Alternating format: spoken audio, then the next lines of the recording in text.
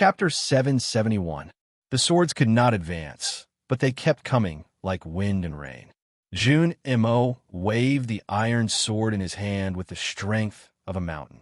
More than 200 swords stuck in the soil in front of him continuously flew into the air, drawing lines in the autumn sky.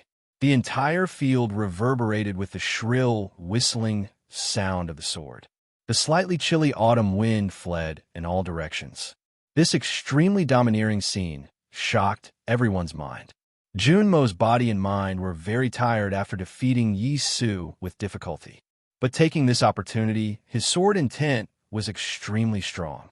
It was the most perfect moment. He was at his strongest. However, he still could not defeat Liu Bai. Liu Bai held his sword horizontally in front of him, looking calm. No one knew if he had moved the sword in his hand. It seemed that the rusted sword had been lying in front of him, quietly and motionlessly, or it might have moved countless times. At this time, more than 200 swords were floating in the air in front of him.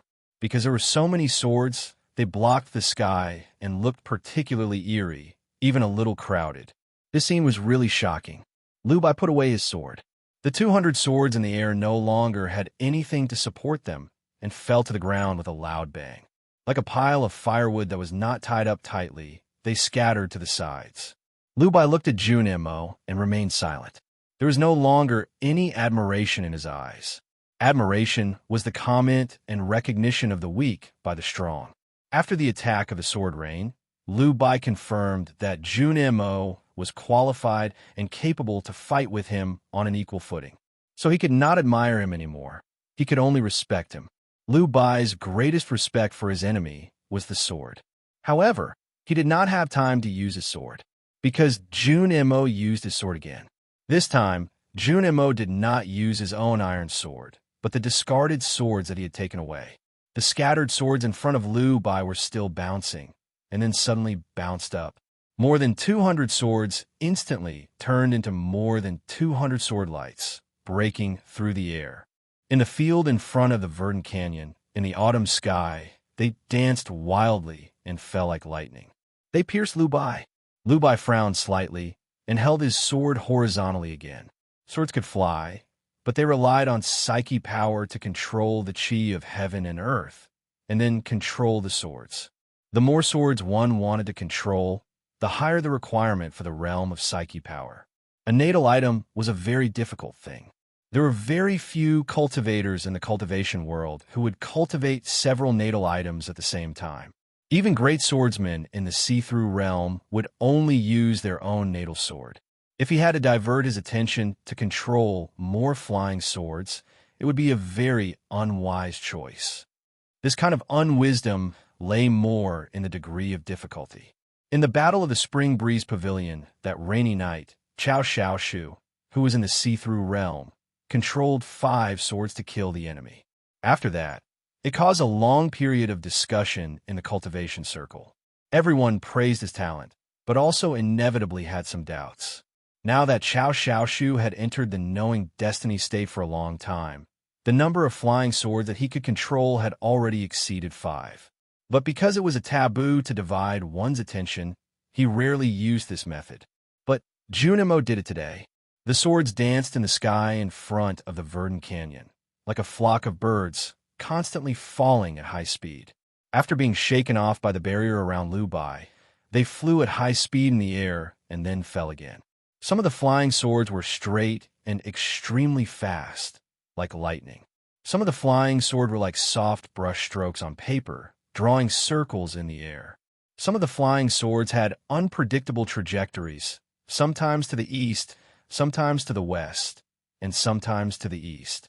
They danced wildly like swimming dragons. The more than 200 flying swords seemed to have a life of their own. The swords kept flying, shuttling back and forth between the sky and the ground, reflecting the autumn sunshine around the field. The whole sky was flashing, and the scene was extremely beautiful and spectacular. Different from the battle with Yi Su, Junmo's performance at this time was gorgeous and extremely presumptuous. His psyche power rushed out like a gust of wind, controlling more than 200 swords accurately and valiantly from a distance of thousands of feet, and drawing a scene that stunned everyone. The West Hill Divine Palace Coalition army watching the battle in the southern field was shocked speechless, especially those sword masters, who were even paler, thinking, is he still a human? Liu Bai's sword momentum was stronger. He could use his powerful psyche power to forcibly seize control of those flying swords, just like how Jun Mo dealt with those cultivators yesterday. Even if he could not succeed in controlling all of them, he could at least subdue most of them. But he was not willing to split his attention on this matter, because he was used to using only one sword, because only absolute simplicity was absolute power, and one sword could defeat thousands of swords. He held the sword horizontally in front of him, not caring about repeating his own moves. The flying sword between the sky and the ground could not come within 1 foot of him. Unlike others, Liu Bai was not shocked by this dazzling scene. On the contrary, he did not understand why Jun Mo used so many swords. Just like Jun Mo did not understand why Yi Hongyu used so many swords yesterday. Even at their state, it was no longer a taboo to use swords at the same time, but Liu Bai believed that Jun Mo would understand the difference between simplicity and power. There must be a reasonable reason for everything that did not make sense. Yi Hongyu used thousands of swords yesterday because she wanted to set up a confinement array. What did Jun Mo want to do? Or did he not want to do anything? He just wanted to use this method to make Liu Bai think for a long time, and even hope that Liu Bai would be a little distracted. Liu Bai did not panic. He stepped forward and walked toward the verdant canyon with steady footsteps. He was walking, and the sword in his hand was also walking, so the world within 1 foot of him was walking with him. The whistling of the swords in front of the verdant canyon became more and more shrill. More than 200 swords bombarded the ground like desperate birds, and there was a series of dull, thunder-like sounds in the wilderness. Liu Bai's footsteps were still steady. He was the sage of sword. He was the most powerful man in the world. He looked like an ordinary middle-aged man. The sword in his hand was a rusty sword that was even worse than an ordinary one. He held the sword horizontally in front of him, and the way he walked even looked a little funny. Facing Jun Mo's gorgeous flying swords, his response was so clumsy. But no one could break it. Even if eldest brother stood in front of the verdant canyon, he could only avoid it, but not break it, because he was walking with his own world. As long as the opponent was within 1 foot of him, he would definitely lose. Liu Bai walked towards the verdant canyon step by step. His footsteps were steady and slow, and his movements were clumsy. This clumsiness represented prudence. As the most powerful man in the world, this clumsiness was even more respectful. Respect for the Academy and Jun Mo. This kind of clumsiness might also hide a deeper meaning. Liu Bai's world within 1 foot of him could not be broken, but he could avoid it and retreat. Heaven had eyes. This might be the last chance for the Academy to leave. If Jun Mo and the disciples of the Academy were willing to leave, then they would never have to face Liu Bai's world within 1 foot of him. They could be free and enjoy the world. But Jun Mo was not willing to retreat. He raised the iron sword in his hand. His choice had nothing to do with the Tang Empire or the Academy. He was in high spirits and full of lofty sentiments. A gentleman should not walk on a stranger's path, whether it was close or far away. Let's not talk about other people's business. I'll kill him first. At the end, I had written, in this life, the ultimate pursuit is just a moment of youth. But I found it too sour, so I didn't put it in. As for the last word, I thought for a long time and still put it in. My friend in Beijing said that you can only be used after you. But who cares? To be continued. If you like this work, please come to Qidian. Come to vote for me. Your support is my greatest motivation. Chapter 772. Like looking at an abyss or a raging river. I wrote this chapter very nervously, so it was very slow and late. I will write more after this chapter, but it will still be very slow. No matter how slow he walked, there would be a moment when he reached the end. Liu Bai walked to the verdant canyon and stopped in front of Jun Mo. He was more than 1 foot away from Jun Mo, but it was enough. The so-called 1 foot in front of him was just a vague concept. In fact, Liu Bai's absolute territory depended on his arm and the length of his sword. Wherever he held the sword, It was the world of the strongest in the world. The distance was perfect. It was neither too far nor too close, just right for him to cut. Distance was a relative concept. It was very fair for the two of them. So Junimo naturally felt that it was perfect. So he did not even think about it. He raised the iron sword and cut toward Lu Bai. He did not say anything, nor did he build up strength. He just swung the sword. It was clean and even a bit bright and fresh. It was just like the green mountains behind him that were still green in the late autumn. The iron sword fell, like a green mountain falling on Lu Bai's head. Lu Bai no longer held his sword horizontally, because his sword was also 1 foot in front of him. This was his first sword strike in the truest sense. Lu Bai's sword must be his sword. When the rusted sword in his hand fell, the mottled rust instantly disappeared. The sword suddenly shone, reflecting the flowing clouds in the sky and the green mountains in the wilderness. It was extremely beautiful. This sword seemed to take away all the light between heaven and earth and countless creation and nature. It was incomparably brilliant. The light could be dazzling, as bright as the sun, and people did not dare to look directly at it. However, this sword did not hurt the eyes of anyone watching the battle in the wilderness. Instead, people were intoxicated by it. People were intoxicated by this beautiful and moving picture. The celadon sky, the silky clouds, the warm sunshine, the beautiful wilderness, and a surging river. This river originated from the wilderness.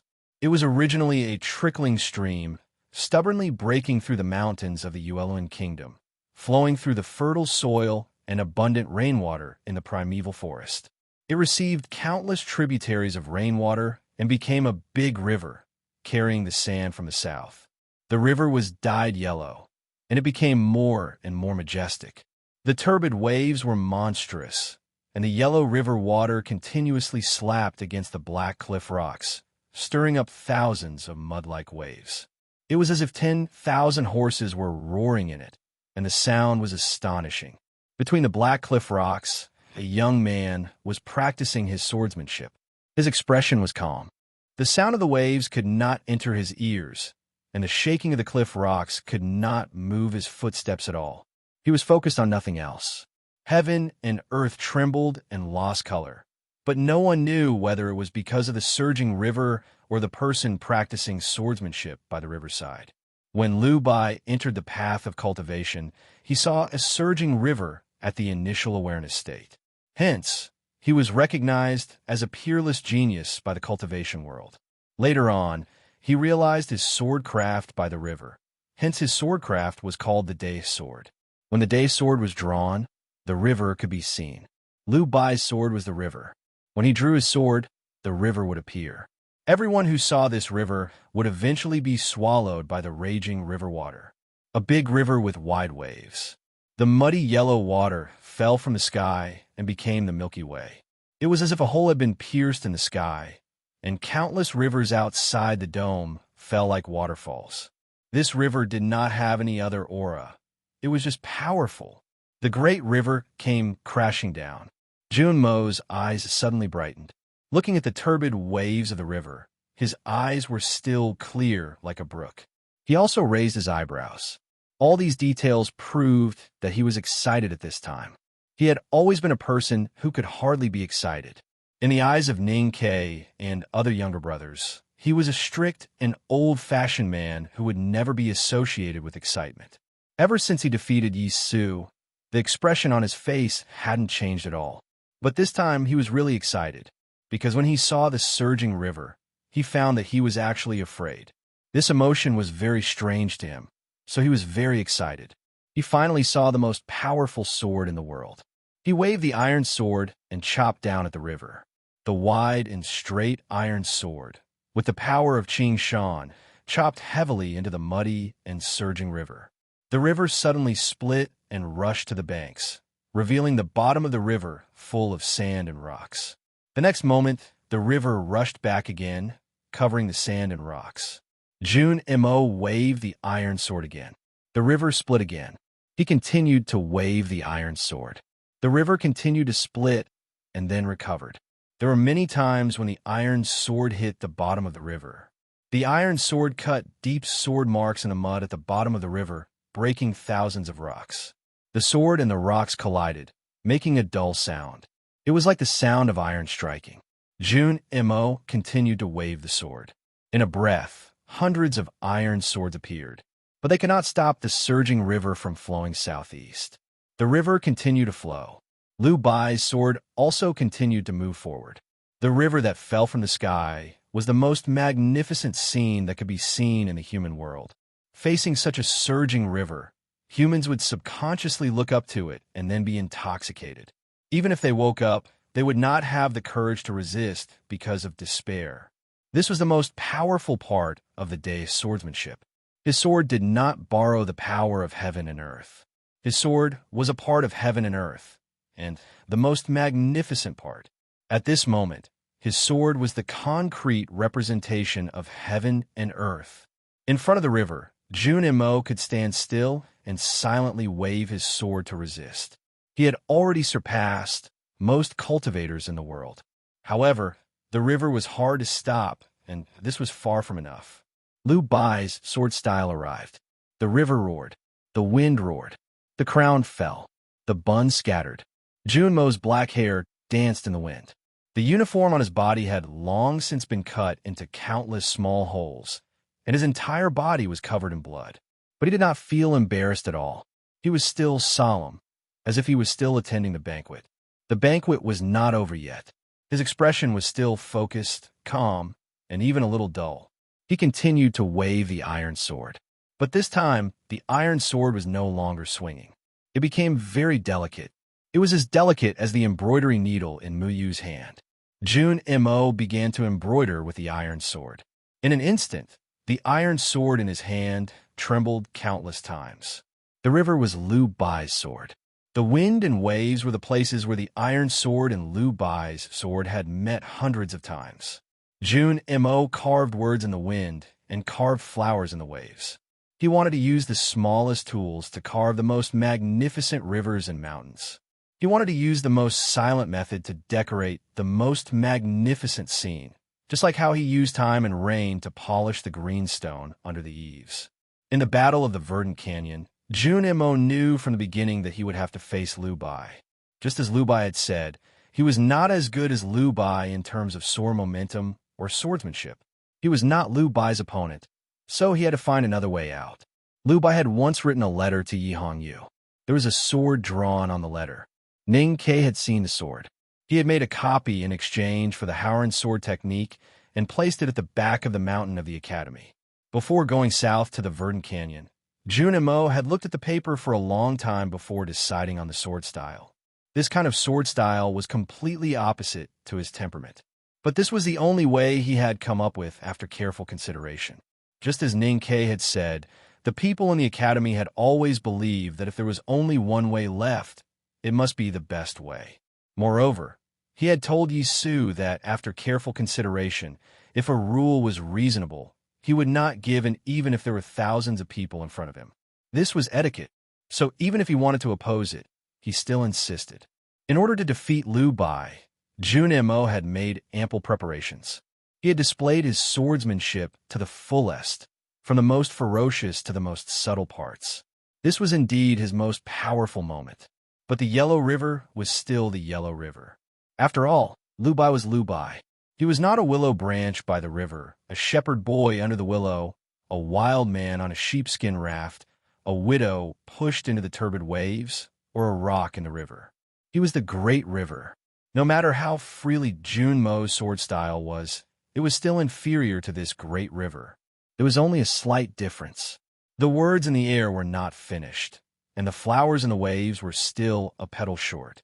The autumn wind closed the traces, and the waves restrained the sword flowers. His sword broke through the iron sword and came to Junimo. There was a soft swoosh. Second brother's right arm was cut off at the shoulder and fell into the mountains. No one knew where it landed. The sword in Lu Bai's hand broke into two at the same time. If he had been faster for a moment, Lu Bai's sword would have broken first. Junimo could not be faster for a moment, so his right arm, holding the iron sword, was cut off. Countless tiny sword cuts appeared on his body. These small cuts were all from Liu Bai's sword style. His academy uniform was completely soaked, and blood kept dripping to the ground. Blood gushed out from the broken arm like a raging river. Looking at Liu Bai in front of him, Junmo's face was very pale. At this moment, his right arm was cut off, and the iron sword had flown away. There was only half of the sword left in Liu Bai's hand. A broken sword was still a sword, and it could still kill. Liu Bai did not stop because he could not stop. His sword was the day sword, and what fell was the river water. He could not stop until it was over. What was done could not be undone. Liu Bai held the broken sword and slashed at Junmo. The great river appeared again. The surging of a yellow river was even stronger than before. Anyone who saw the great river would die. No one in the world could resist this great river, because the water of the yellow river came from the sky. It flowed into the sea and never returned. The broken sword was getting closer. One could even see the metal lines on the broken sword. Junmo knew that he was wrong. He had been wrong since the Battle of Verdant Canyon. More accurately, he had been wrong in the academy. He should not have looked at the paper or the sword. He should not have thought about what Liu Bai would do before deciding what he should do. That would make him lose his strongest thing. Maybe that thing was called confidence or pride. He should only think about what he should do, just like he had done in the past few years. What did it matter if his opponent was Liu Bai or someone else? Junmo thought as he looked at the river rushing towards him. If he did not look at the sword, it would disappear. This sword made people intoxicated when they saw the great river, and they felt despair. Then it would disappear. If he knew he was wrong, he had to correct it, no matter when or where. So, facing the most powerful sword in the world, he closed his eyes. The great river surged and fell from the sky, as if it was going to destroy the entire field in front of the Green Mountain. Only he, who did not see this scene, did not feel the majesty of the great river. The turbid yellow river water was everywhere. If he did not see it, he would not be there. The broken sword in Liu Bai's hand slashed through the air. This was the first time the day sword had slashed through the air since it was created, because the yellow river water came from the sky. To be continued. If you like this work, please come to Chidian. Come to vote for me. Your support is my greatest motivation. Chapter 773. No matter how vast the river was, it could not cover the whole world. But facing this river, no one could find a few dry mounds. Junmo didn't look at the river, but he could feel it. Thus, he found a foothold in the surging river, turned his body slightly, and landed on that spot. He opened his eyes again and watched the river flowing under his feet like time. He did not sigh like his teacher, but there was a bright luster in his eyes. His cheeks were pale, but his expression was still so calm. A clear whistle burst out from his lips. It was like the cry of a young phoenix, or the first sound of a phoenix being reborn. Junmo's black hair danced in the autumn wind. He opened his arms, and his sleeves fluttered in the wind. Blood gushed out from his broken arm. His psyche power gushed out wildly into the surroundings. Under the iron canopy of the verdant canyon, a sword in the grate felt the call of the wild psyche power. With a swoosh, it pierced through the cabinet and flew out of the canopy towards the wilderness. In the southern field, in the West Hill Divine Palace Coalition Army Camp, countless exclamations suddenly broke out. Cultivators from various sects suddenly found that their natal swords were out of their control. The crisp sound of friction rose and fell in the camp. It was the sound of swords and scabbards rubbing against each other. Countless flying swords flew out of their scabbards and flew toward the verdant canyon. In the depths of the Green Mountain, several fallen leaves gently covered a large iron sword. A broken arm was still tightly holding the sword hilt. Suddenly, the iron sword trembled violently and flew up again. The world around the field was filled with Junmo's wild and majestic psyche power. Countless swords, summoned by this psyche power, came from all directions, as fast as lightning. They instantly crossed a long distance and came to the verdant canyon, stabbing Liu Bai. Liu Bai looked solemn. He put the broken sword in front of him and set up the near world again.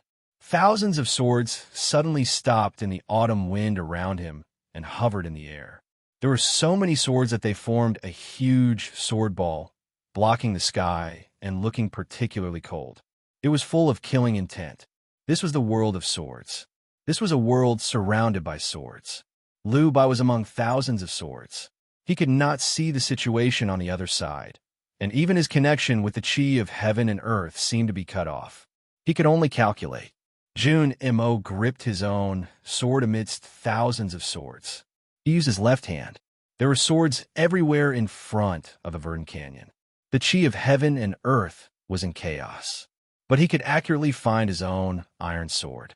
This was because his right arm was still attached to the iron sword, unwilling to part with it. Holding the iron sword was the same as holding his own severed arm. He pulled out his iron sword and stabbed at Liu Bai, who was surrounded by thousands of swords. Liu Bai couldn't see it and couldn't calculate it clearly, but he felt the sword. This was the strongest sword he had ever seen in his life. It was even more terrifying than the sword in the hands of the South Sea sword god, who had given him the title of Sword Saint. Liu Bai no longer hesitated. He no longer held his sword horizontally. There were no more city walls or moats. At the most critical moment, he only trusted the sword itself. At this moment, Jun Mo had successfully stimulated all of his battle strength and arrogance. He was confident that he was invincible. In front of the day sword, anyone would be able to escape.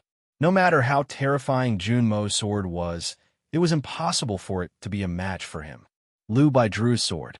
The great river surged across the plains. He was the sword saint. His sword was the saint of swords. When he drew his sword, there was only one sword left in the world. It was so close that it expanded. Hundreds and thousands of swords suddenly scattered, flying towards the green mountains and plains. There was nothing that could block Liu Bai's sight or his sword. But there was still a sword in front of the verdant canyon. The iron sword was held in Jun Mo's hand. Then it was held in Jun Mo's hand. This sentence was not repeated. It was the accurate reality. The one holding the hilt was a severed arm. Jun Mo held his severed arm. The scene looked bloody, but it was meaningless, except that the iron sword seemed to have grown longer. Jun Mo drew his sword. He was focused and careful. Even though he was covered in blood, he did not waver. Liu Bai drew his sword. He started later, but arrived first. No one in the world could be faster than him. However, there was only half a broken sword left in Liu Bai's hand. The iron sword in Jun Mo's hand was a bit longer than usual. There was a slight sound in front of the verdant canyon. It was like a drop of water falling into a furnace and touching hot red charcoal. The iron sword pierced into Liu Bai's chest. Liu Bai's broken sword was still a distance away from Jun Mo's throat. It was not near or far. It was exactly 1 foot in front of him. Liu Bai abandoned the sword. The broken sword broke again into countless bright pieces. The aura of heaven and earth on the sword was shaking. The field in front of the verdant canyon began to shake. There was a long howl. Liu Bai retreated in the howl. It came like the yellow river rushing into the sea and left like a flood. Borrowing the aura of heaven and earth, he retreated dozens of feet like a ghost. Then he stopped. He began to cough. He coughed out blood. He looked at the sword wound on his chest and frowned. He finally understood why Jun Mo had to control so many swords. Because Jun Mo wanted him to calculate. Although he was the most powerful man in the world, he was not someone who could calculate everything. No matter how powerful he was, he could not calculate all the changes. Jun Mo did not need to calculate, because thousands of swords were fake. Only his iron sword was real. Even so, Jun Mo's iron sword could not get within 1 foot in front of him, until his arm was broken and he was seriously injured. Jun Mo was in pain, angry, and unwilling. He had been strict and polite for so many years. He had been restrained by his own rules for so many years. But now he finally broke out. He closed his eyes and dodged Liu Bai's fatal sword. He roared, shaking the green mountains and fields. Countless swords came. Liu Bai's sword intent finally had a gap. Jun Mo's iron sword pierced through the gap. Perhaps Liu Bai had purposely created that gap, because he believed that his sword was the fastest at such a close distance. But he did not think of one thing. Swordsmanship was divided into swords and techniques, and then into momentum and techniques. Besides speed, there was also length. Lowering his head to look at the bleeding wound, Lu Bai smiled.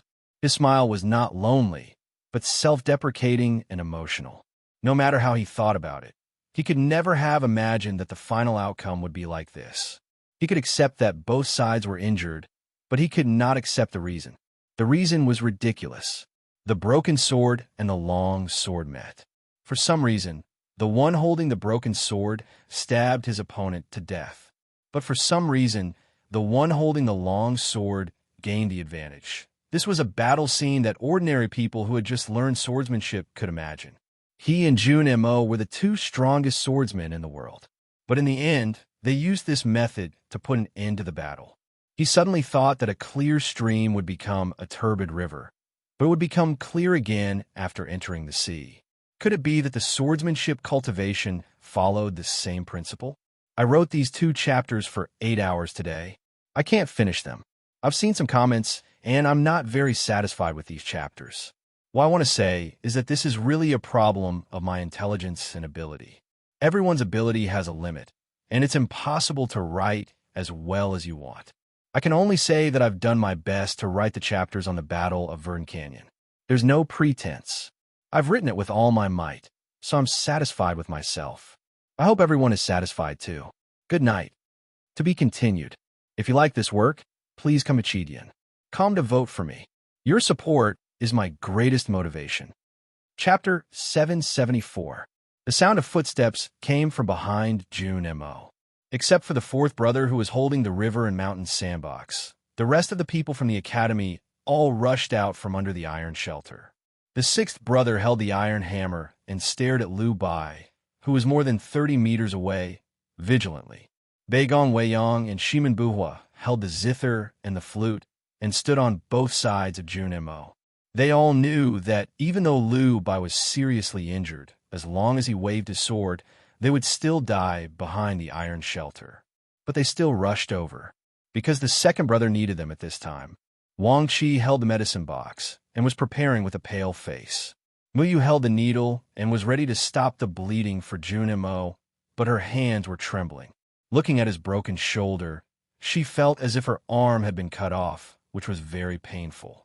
Jun Mo looked at the teardrop on her eyelashes and stretched out his left hand to brush over the wound. As his fingers brushed the teardrop, several strands of pure qi of heaven and earth, like the most wonderful doctor's hands, covered his broken shoulder with an invisible net, and the blood stopped instantly. Wang Qi was slightly relieved. He poured medicine on his wound and was ready to bandage it. Lu Bai looked at the scene more than 30 meters away and did nothing. Suddenly, he had a deeper understanding of the reason why the academy was so powerful. He said, "I have a few questions." Jun Mo asked the 6th brother to step aside and looked at him not far away. "Go ahead," Lu Bai asked. "I gave you a chance at the beginning. Why didn't you retreat?" Jun Mo said, "When you challenged the sword god of South Sea, it was obvious that you were no match for him. Why didn't you retreat at that time?" Lu Bai was silent for a moment and said, "That makes sense." Jun Mo said, "That's why I didn't retreat." Lu Bai sighed and said, "You paid such a heavy price, but you still didn't kill me. Now that I think about it, I can't help but feel sorry for you." Jun Mo said, "It's worth it to lose an arm for you to be seriously injured and unable to fight again." Lu Bai said, "No matter how serious a sword wound is, it can be healed, but a severed arm cannot be regrown. Right now I can't fight, but it's only a temporary thing. You can't hold the sword in your right hand, but it's a permanent thing. Exchanging a lifetime's worth of experience for a moment's worth of experience, I have indeed lost. But in this battle of the Verdun Canyon, I have won. Even if I am half dead, I can still defend the Verdun Canyon, but you must leave." Jun Mo looked at him and said, "Because you are too powerful, you want to do a lot of things. You value life very much. You're seriously injured and have to go back to the sword tower to recuperate." Lu Bai looked at him quietly and suddenly smiled. He did not expect that at the moment when both sides were injured, the other party could actually see what he was searching for. He said, "You should also value it." Jun Mo asked, "Why should I value him?" Liu Bai said, "The 1,000 years of the Tang Empire cannot compare to a moment on the path of cultivation. In that case, apart from ourselves, what else can we value? Everyone's promise is himself. Valuing oneself is valuing one's promise." Junmo's gaze passed Liu Bai's body, the silent carriage, and fell on the mighty army of the Divine Hall in the southern wilderness. He said, "I promise that as long as I am still standing, no one will cross the verdant canyon." Liu Bai said, "If you die in the hands of those rascals, it will be a pity. Do your best, don't ask about the road ahead, and don't have any regrets." Junmo said, "And even you can't kill me. Who can?" Liu Bai looked at him, who was covered in blood and holding an iron sword, and suddenly felt that he was looking at another person. "I seem to see Mr. Ku in the past." Liu Bai said, "Yesterday, I felt regretful that I should have killed you at the beginning of the Battle of the Verdant Canyon. Now I feel lucky. Before you die, let's see you shine more brightly in this wilderness." After saying this, he turned around and walked towards the quiet carriage. As the carriage gradually moved away, Junmo withdrew his gaze and looked at his left hand. The ring finger of his left hand was tied with a red string. It was wet with blood and was a little tight. He continued to look down at the broken arm and the iron sword. He did not know if it was because he had lost too much blood or because his psyche power had been used up, but his face was very pale. Looking at the broken arm and the iron sword, he was silent for a long time. No one knew what he was thinking. At this point in the Battle of the Verdant Canyon, the disciples of the Academy and the powerhouses of Haotian Taoism were either dead or injured. The situation was in a stalemate and had reached the most difficult moment. However, the army was in the south, and everyone could see the final outcome. The West Hill Divine Palace was not satisfied. They had never thought that they would have to pay such a high price to pass through the Verdant Canyon. They did not expect that even the Sage of Sword, Liu Bai, could not succeed in one go. Hope eventually turned into disappointment. Some people found it hard to understand and even had doubts. The new commander of the West Hill Divine Palace Divine Guards, Su Chun, was one of them. Su Chun was a trusted follower of the Hierarch Lord of the Divine Hall. After Luo Kadi was shot to death by Ning Ke in the wilderness, he took over the position. Now, his status in the West Hill Divine Palace was extremely high, only below the two great divine priests. Looking at the carriage that was slowly returning, his face became a little ugly. "Lord Sage of Sword, I need an explanation." Su Chun looked at the carriage and said, "You clearly have the strength to fight again. Why did you retreat?" The disciples of the sword Garrett who were heading to the carriage heard this and glared back at him. Su Chun's face was as cold as ice because he was really angry and disappointed. If Liu Bai was really seriously injured by Junmo's sword, then what was there for him to be afraid of?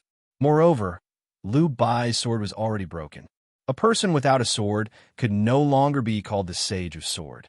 After a long time, Liu Bai's voice still did not come from the carriage. There was only a cough. Liu Bai was seriously injured and blood had entered his lungs. His pain and discomfort could be heard from his cough. Su Chen's eyes showed a hint of mockery.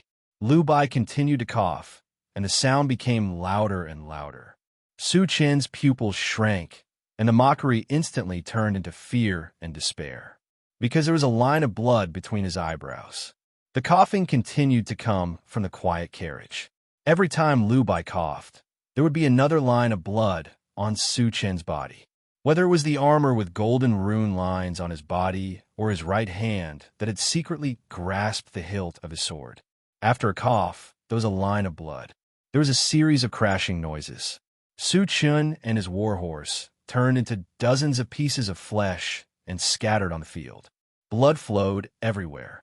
Liu Bai finally stopped coughing and said, "Let's go." The disciples of the sword Garrett came to the side of the carriage and protected it as it walked out of the military camp.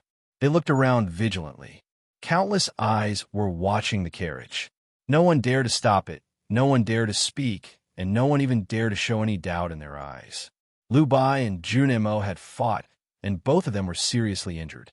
Junmo said that he was seriously injured and could no longer fight, but the word fight was only between the two of them. It was a conversation between the two strongest swordsmen in the world. It had nothing to do with anyone else. The goshawk had fought for several days and nights in the sky. Its feathers had fallen off, and it was covered in blood. Its sharp beak was worn out, and it seemed to be dying, but it was not an opponent that an ant could defeat. Liu Bai was seriously injured and did not have a sword, but he was still the strongest in the world. Looking at the carriage slowly driving out of the military camp, the people of the Divine Hall Coalition Army had complicated expressions. Some were in awe, but most of them were at a loss and afraid of what to do next. Even the priests of the West Hill Divine Palace had the same feeling at this time.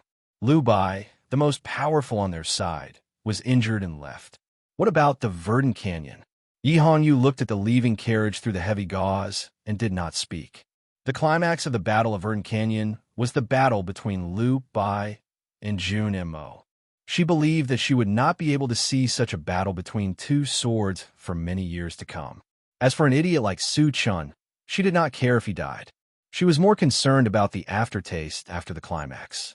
She wanted to know how long Jun Mo, who was only half dead, could last. The horses neighed, and the cavalry was ready to go again.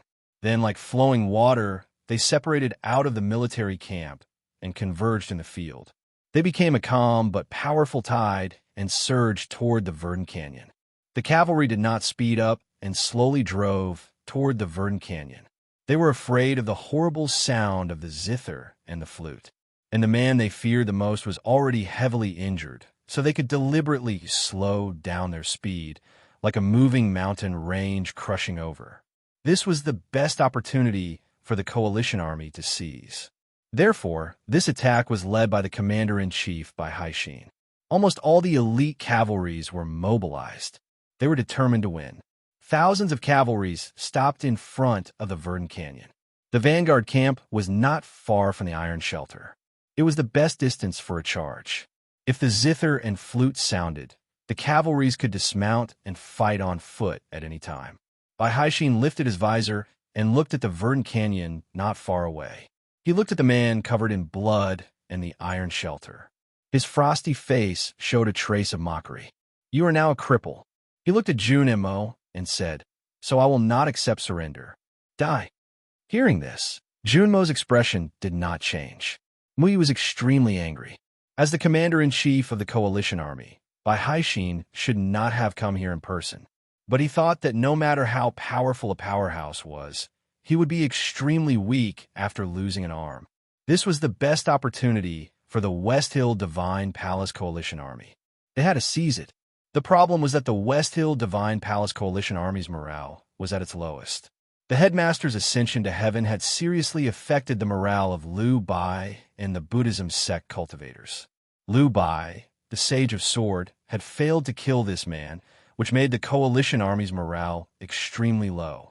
That was why Bai Haixin had personally led the elite troops to attack the Verdant Canyon. That was why he had deliberately said such humiliating words. Of course, he had also carefully prepared for this. There were dozens of powerful military martial cultivators around him and guards with big shields. He was not worried that he would be killed by the horrible iron sword. Jun Mo looked at the general in the army. He did not know who he was, but he knew that he should be a very important person. So he decided to kill this man. If it was any other time, he would definitely walk over with the iron sword without hesitation. But he was seriously injured and his psyche power was exhausted. He was very tired, so he just stood there quietly and looked at Bai Haixin. He began to think about this problem. How could he kill this man? If it was in the past, he would have countless ways. But now, he had to find a new way. He suddenly thought of the moment when Liu Bai retreated. That scene quickly replayed in front of his eyes and then became extremely slow and countless images superimposed. He saw it clearly. He raised his left hand and summoned the autumn wind with the iron sword in front of the Verdant Canyon. The chi of heaven and earth was restless, and the cold wind blew. The river broke its banks and flooded. His body was like a feather, floating on the water and instantly flying dozens of feet away. He looked at Bai Haixin in front of him and waved his sword. Then he floated back and landed on the ground where he had been. Bai Haixin looked at the Verdant Canyon and frowned slightly. He did not know what had happened. He only felt that his eyes were blurred and did not know that there was a line of blood on his neck. Then he looked at his subordinates. It was a simple turn of his head, and he turned it back. His head separated from his body and fell to the ground. Blood splattered. Screams were heard. Junmo's body shook slightly, and his face became even paler. His spirit and psyche power were consumed even more in this simple move. He could fall at any time. He had already killed the enemy's commander. He never gave people a feeling of power and might. But he was a real warrior. A true warrior, even if he only had half his life left, would still take the head of a general in the midst of an army of 10,000. Screams of sorrow, and then the sound of hooves like a storm. The black mass of cavalry began to charge. The zither and the flute sounded, and the spring water gurgled. From time to time, some cavalrymen fell from their horses, and some horses screamed and fell to the ground. Then they were trampled into meat paste and blood by their companions behind them. The cavalrymen were not cultivators and could not use talismans. They could only fight with their lives. Baigong Weiyang and Shimen Buhua were also fighting. The strings of the zither were repaired by eldest brother, and the flute was unblocked by eldest brother. They were injured by the great divine priest of revelation.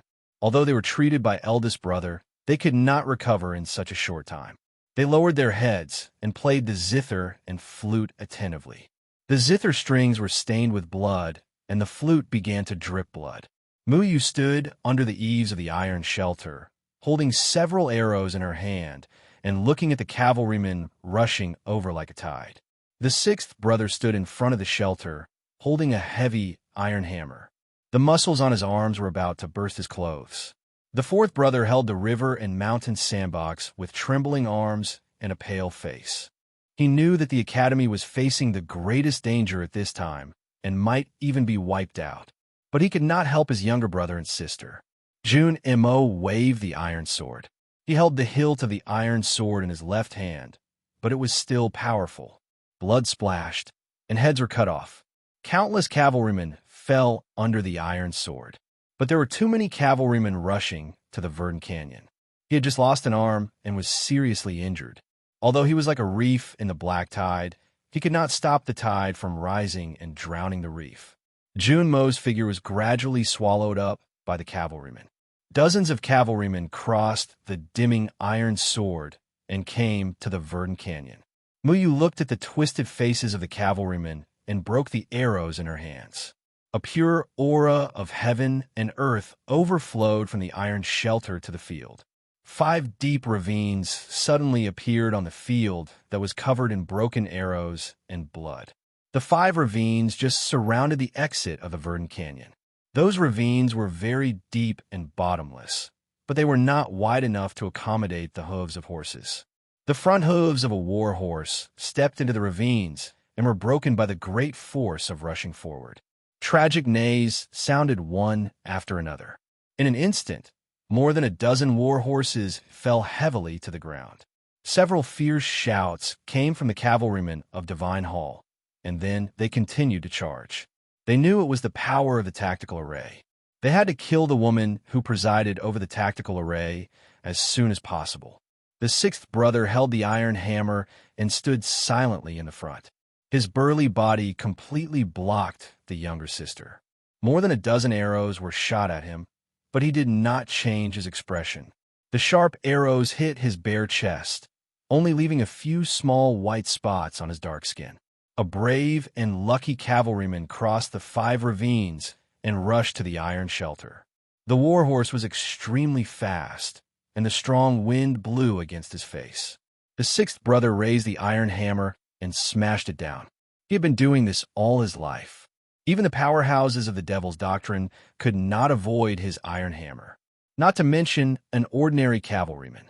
The heavy iron hammer accurately hit the war horse's head. With a crack, the horse's head suddenly burst open and blood spurted out. The war horse fell heavily to the ground, stirring up a cloud of smoke and dust. The sixth brother raised the iron hammer again and faced the next enemy. No one knew how long the battle before the Verdant Canyon had lasted. The autumn sun gradually moved west, and the cold wind became colder. The sound of the zither and flute became weaker and weaker. Beigong and Shimin were pale and coughing up blood. Muyu looked more and more haggard. Wang Qi hid behind the iron stove, nervously, and looked up at the sky from time to time, as if he was praying. Only the sixth brother kept waving his iron hammer. The ground was full of dead war horses with their heads smashed. The cold light of the iron sword could no longer be seen among the cavalrymen. Only the flying broken limbs and blood proved that the man holding the iron sword was still alive and fighting. The night gradually darkened. The West Hill Divine Palace lit torches and continued to attack the Verdant Canyon. Under the countless torches, the night seemed as bright as day. The zither and flute music in front of the Verdant Canyon became more and more chaotic. Beigong and Shimin were no longer pale, and their cheeks were flushed ominously. They no longer coughed up blood because they could no longer cough it out. Muyu's hair was unkempt, and her psyche power was almost exhausted. Even the sixth brother's strong arms began to tremble, and the iron hammer was even slightly deformed. The fourth brother stared at the river and mountain sandbox in silence. Wang Qi stood up from behind the iron stove, looking at the night sky and murmuring something. They hadn't seen the second brother for a long time, but they knew that the second brother was still fighting. The iron sword was still there, because the Verdant Canyon was still there. The whole night passed. The story that happened that night, the persistence, it was hard to describe clearly with words. The disciples of the academy guarding the Verdant Canyon and the cavalrymen of the Divine Hall were on the verge of collapse. The morning came, but the sky was still dim. Wang Qi kept looking at the sky. His neck was already sore, but he didn't feel anything. All of a sudden, he shouted. The sixth brother was slightly stunned when he heard the shout. He threw out the deformed iron hammer and knocked over a cavalryman who was rushing over. Then he quickly walked back to the iron shelter. The fourth brother's left hand left the river and mountain sandbox, and he spat out blood. But he didn't care. He took out a fu paper as fast as he could and turned it into a breeze with all his psyche power. The breeze came to the iron stove. The sixth brother whipped the wind and frost with all his strength. The wind gradually became stronger. Then the wind came from the Verdant Canyon. The wind gradually became stronger. Wang Qi watched the sky for a day and a night, waiting for the wind direction he needed. At this time, the north wind had arrived. He took out the prepared powder from his arms, tore it apart with trembling hands, and sprinkled it on the fire. A slightly sweet smell, as the powder was evaporated by the high-temperature fire, filled the iron shelter, and then went to the fields in the south with the north wind from the Verdant Canyon. The cavalrymen of the Divine Hall were still charging toward the Verdant Canyon. Suddenly, they smelled a faint, sweet smell. Then they began to bleed. Blood flowed from their eyes and nostrils. The blood they shed also carried a faint, sweet fragrance. Before a cavalryman died, he suddenly remembered that he had smelled this smell. At that time, he was still in his hometown, and there was a beautiful girl selling white flowers on the street. This sweet smell was the fragrance of flowers. It was the fragrance of gardenia. It turned out that the fragrance of flowers could really attack people. It could really kill people. In front of the Verdant Canyon, the iron sword reappeared, although it was already dim and there were several cracks on the blade. But the appearance of the iron sword still meant death. Cavalrymen kept falling.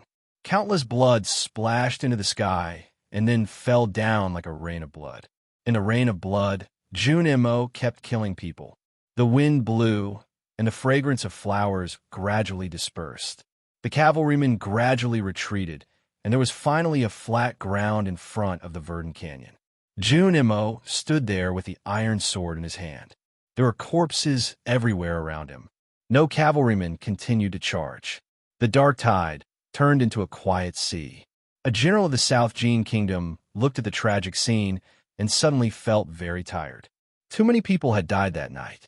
He knew that if they continued to charge, the Academy would not be able to defend the Verdant Canyon. The fragrance of flowers would not last long, and the man with the iron sword would eventually fall. But he did not order his subordinates to continue the charge, because everyone's hearts were already cold, and they were already in despair. The tide could beat the reef for hundreds of millions of years, but no one could bear it. The general noticed that a few captains who were famous for their bravery were looking at the camp in the south. He knew that they were waiting for the signal to retreat, just like him, but there was no sound. They wanted to raise the reins and fight again, but they did not have the courage. No one knew who started it. Maybe it was just an inconspicuous cavalryman. The sound of hooves could be heard as they left the blood-stained verdant canyon and headed south. Then more and more cavalrymen silently left the verdant canyon. June M.O. stood in front of the Green Mountain with his sword in one hand. He was covered in blood and his face was pale, but his expression was still calm. Magnificent was a word used to describe mountains and forests. Sometimes it could also be used to describe a person's temperament and appearance. Like him at this moment, looking at the tens of thousands of cavalrymen gradually leaving the verdant canyon, the iron sword in his hand finally fell slowly. He turned to look at the children under the iron canopy and calmly nodded to greet them. Then he looked up at the Green Mountain. In the morning light, the Green Mountain was very charming. Unexpectedly, the Green Mountain saw his response.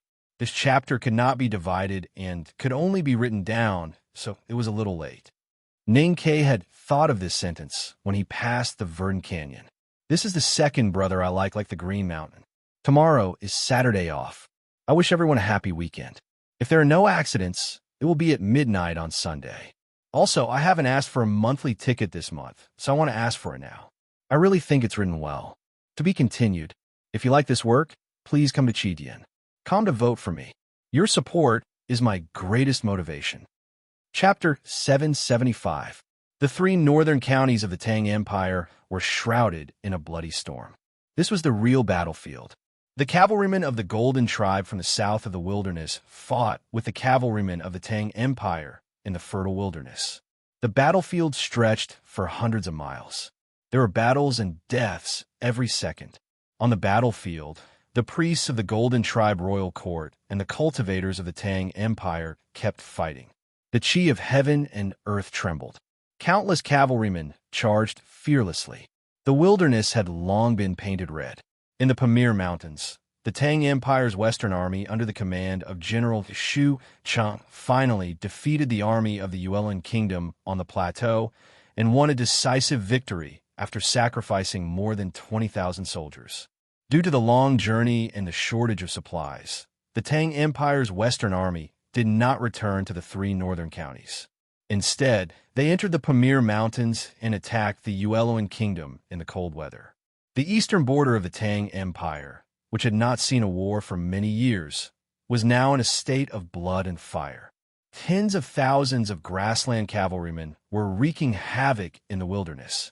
800 cavalrymen led tens of thousands of volunteers and the remnants of the northeast border military who returned from the Yan Kingdom.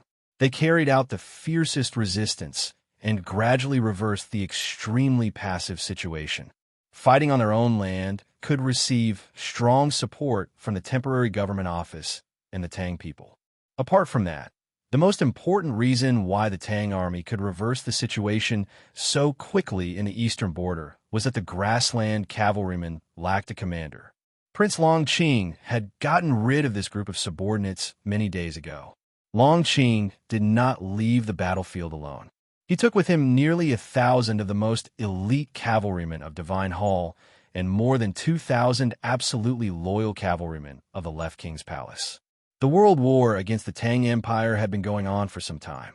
The clear autumn gradually passed, and the winter wind gradually rose. The fertile wilderness of the Tang Empire was frozen and hard. Every time the horses stepped on it, there would be smoke and dust.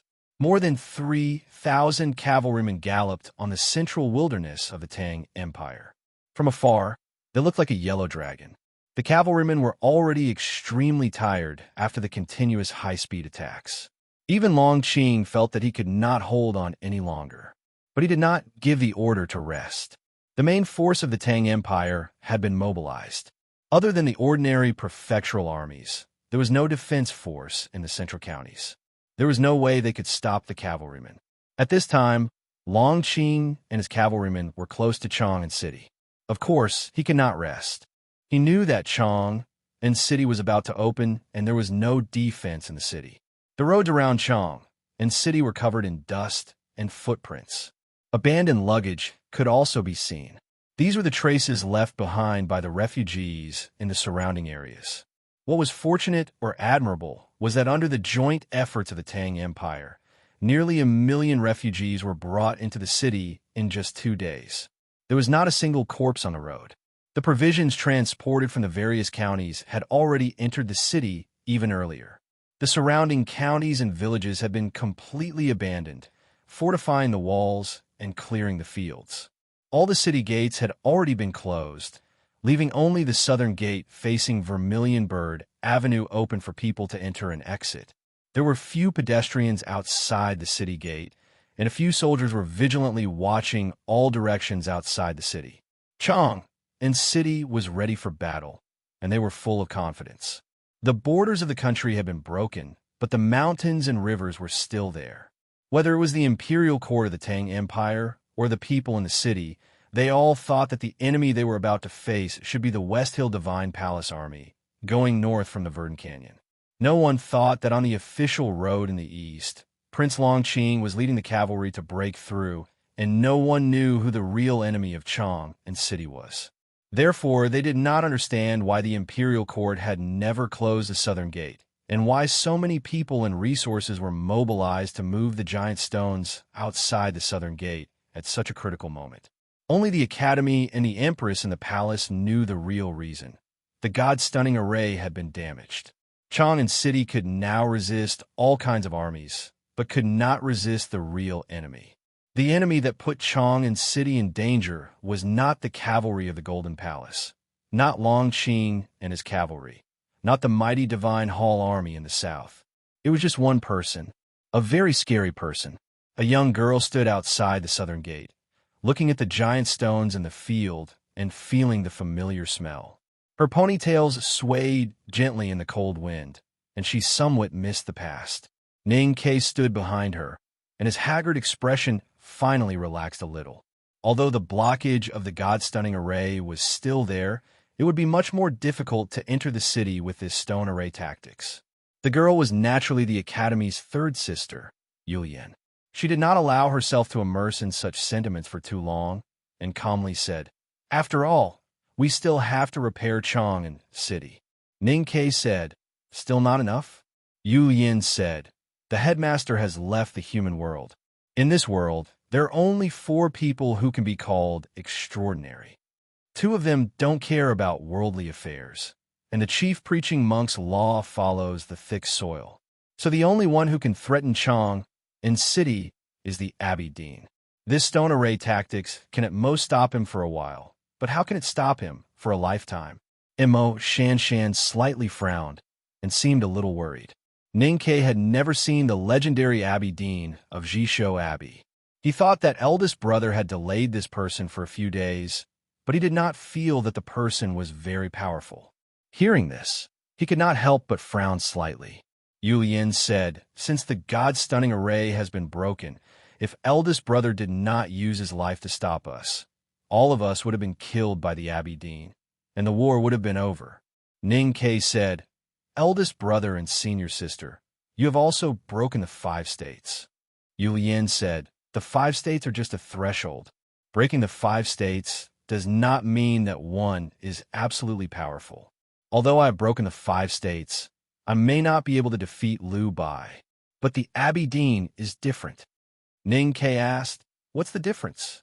Yu Yin said, "Do you know who is the youngest cultivator to break the 5 states in history?" Mo Shanshan thought for a while and asked, "My sworn brother?" Yu Yin said, "Eldest brother broke the distance in 3 days, but he was not young at that time. In terms of age, the founder of the Enlightenment doctrine and the great divine priest of light from 600 years ago were both older than him." Ning Ke thought of a possibility, but did not say anything. Yu Yin said, "The youngest cultivator to break the 5 states was surnamed Chun." Ning Ke looked at the wet stones in front of the south gate and was shocked speechless. "So I am not surprised that Chun Pippi was the earliest to enter the knowing destiny state." Yu Yin said, "Because his surname is also Chun, and he is the Abbey Dean's son." Ning Ke asked after a moment of silence, What kind of person is the Abbey Dean? Yu Yin said, the Abbey Dean was just an ordinary Taoist in a Taoist temple in the Kingdom of Song. He had no talent in cultivation and had never even entered the West Hill Divine Palace. So he gave himself an ordinary name. The Kingdom of Song was a small country by the East Sea. It did not have any praiseworthy history, culture, or military. However, it had produced many famous people and great figures. 1,000 years ago, the great divine priest of light was from the Kingdom of Song. Wei Guangming was from the Kingdom of Song. Master Lotus was from the Kingdom of Song. Even the small town where second brother lived as a child should be in the Kingdom of Song. Ninke did not know until now that the Abbey Dean of the Jishou Abbey was also from the Kingdom of Song. It turned out that he had a strange name. Since I am so amazing, why, I am not famous and even give people a feeling of being ordinary. I'm not an ordinary person, but I can give people a feeling of being ordinary. That is the scariest thing about me. Yu Yin said, as for the objective reasons, apart from the mysteriousness of the Jishou Abbey, I have been quiet these years mainly because the history of the past decades is a little different. Ning Ke asked, what is the difference between the history of the past and the history of the past? Yu Yin said, the biggest difference between the history of the past and the history books is that the Academy began to enter the human realm. In the back of the mountain of the Academy, only she did not call him youngest uncle. Instead, she called him Mr. Ku. That was because she was the suzerain of the Devil's Doctrine. After all, the Devil's Doctrine was destroyed by Ku Haoran. Mo Shan Shan said softly, after the trip to the wilderness, I asked the headmaster. He then knew that Master Lotus was still alive. He told me some stories about the past. He said that the Abbey Dean had once fought with Mr. Ku. That's right. Yu Yin said there were no bystanders in the battle between Mr. Ku and the Abbey Dean. Except for the headmaster, no one in the world knows what happened at that time. They only know that Mr. Ku won in the end. After that, all the powerhouses of Haotian Taoism came out and ambushed Mr. Ku in the wilderness. Mr. Ku slashed them to his heart's content. He broke through several states, but refused to stop. So he pulled out his sword and flew toward the sky. He was then killed by Haotian. Because of this, the headmaster was extremely indignant. He went to the West Hill Divine Kingdom and slashed all the peach blossoms on the Peach Mountain. He killed countless powerhouses of Haotian Taoism. The Abbey Dean invited the chief preaching monk of the Xiankong Temple to help him, but they still failed. Yu Yin said, the Academy entered the human realm, so the Abbey Dean was nameless. Ning Ke understood what his senior sister said.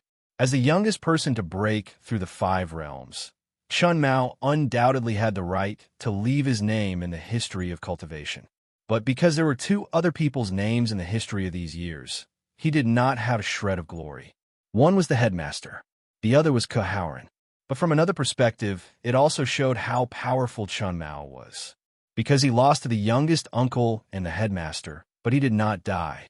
He was forced to wander on the South Sea, but he did not die. Maybe the headmaster cherished his talent, or maybe the headmaster really could not kill him. Either way, it proved how powerful he was. The youngest uncle had passed away long ago, and the headmaster had also left the human realm. No one in the human realm was a match for the Abbey Dean. That person's glory that had been suppressed for many years was about to blossom. The enemy that Chong and City was about to face was such a person. People knew that he was coming, but they did not know when he would come. Ning Ke felt that his shoulders had become a little heavy. He looked over the rugged boulders and fell on the forest beside the official road. Chong and City had entered winter. The grass was not thick, and the wind and snow were coming. Don't laugh, everyone. A man's self-esteem is easy to make a joke at the wrong moment.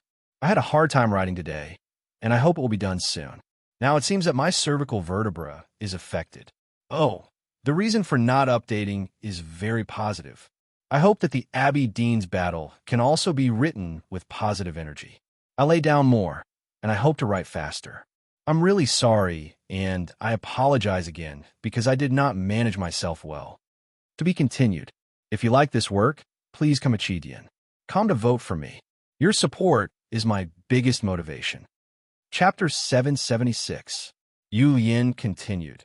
He had another adventure after coming to the South Sea. Although no one knows the details, the headmaster once sighed with emotion when he saw Pippi when he was still a child. Ning Ke was slightly stunned and said, "The great divine priest of light who disappeared in the South Sea 600 years ago."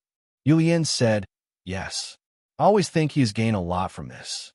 Ning Ke looked at the stones in front of the south gate and kept silent for a long time. He still felt a little unwilling and asked, "Senior brother and senior sister together, can't we defeat him?" The headmaster once said that life is a cultivation. Yu Yin said, "Sometimes cultivation depends on time. He's lived longer than my senior brother and I, so he's naturally stronger than us.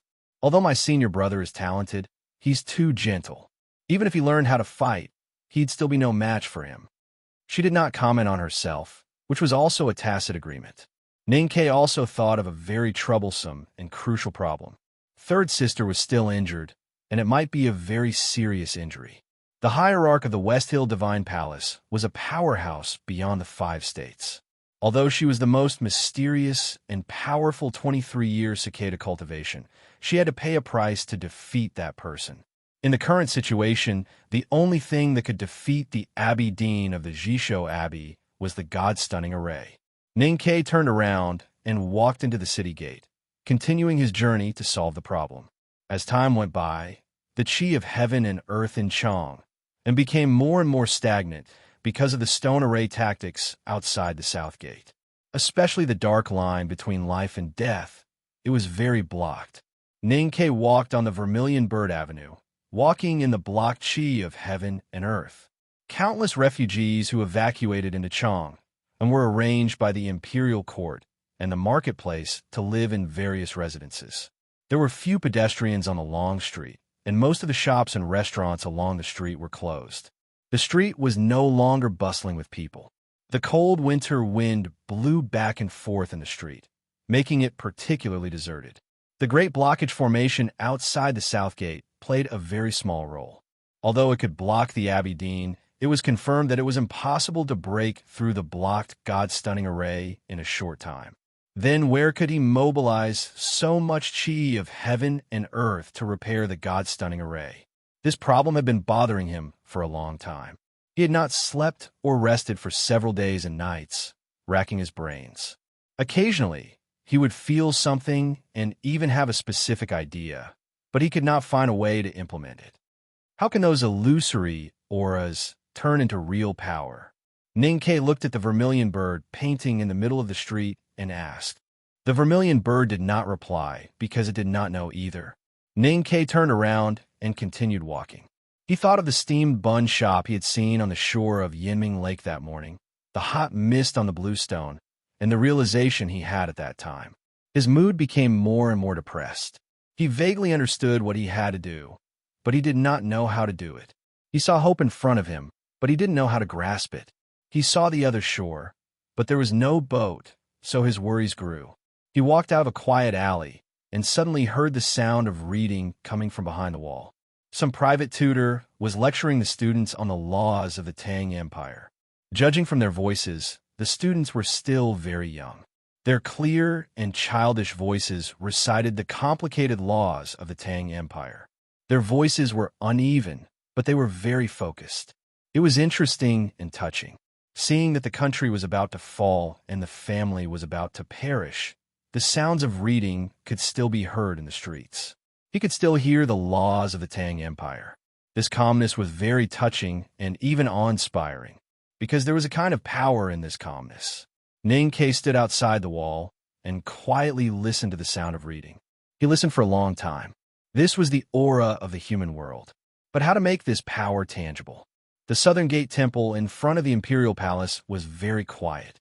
Because of the tampering of the edict and He Ming Shi, the attitude of the imperial court of the Tang Empire towards the Southern Gate Temple had changed greatly. There were many people hiding outside the Taoist temple, and it was very chilling. Ning Ke walked up the stairs and entered the Southern Gate Temple. The Taoists in the Taoist temple saw him and could not help but be shocked. Then they came forward and bowed. He was the disciple of Master Yin Sei, and the Taoists in the Southern Gate Temple called him senior brother. Ning Ke waved his hand and motioned for the crowd to ignore him. He walked into the quiet Taoist temple alone and stood under the wall. He looked at the stories in the scriptures and the mythical legends and kept silent for a long time. Religion was best at turning the aura of the human world into real power. This was also the so-called power of faith. Although the power of faith of Haotian Taoism was used to pray to Haotian and connect the heaven and the earth to the divine man, which was completely opposite to what he wanted to do now, he wanted to see if he could get some kind of inspiration. Ning Ke walked around Chong and, just like that summer when he first understood talisman. So he came to Wanyin Tower again and climbed up the Wanyin Tower. Standing by the small window at the top of the tower and looking at the quiet Chong and city, he asked, "Can people's thoughts really be transformed into concrete power? If so, how do we go through it?" Thoughts themselves have no power, but once they are displayed, they may show some kind of power. Just like His Majesty's imperial edict, if it is only a thought in the mind, it will have no effect. Only when he says it out or writes it on paper will his thoughts have any effect. Master Huang Yang walked to his side and looked at the last flock of autumn geese gradually flying south.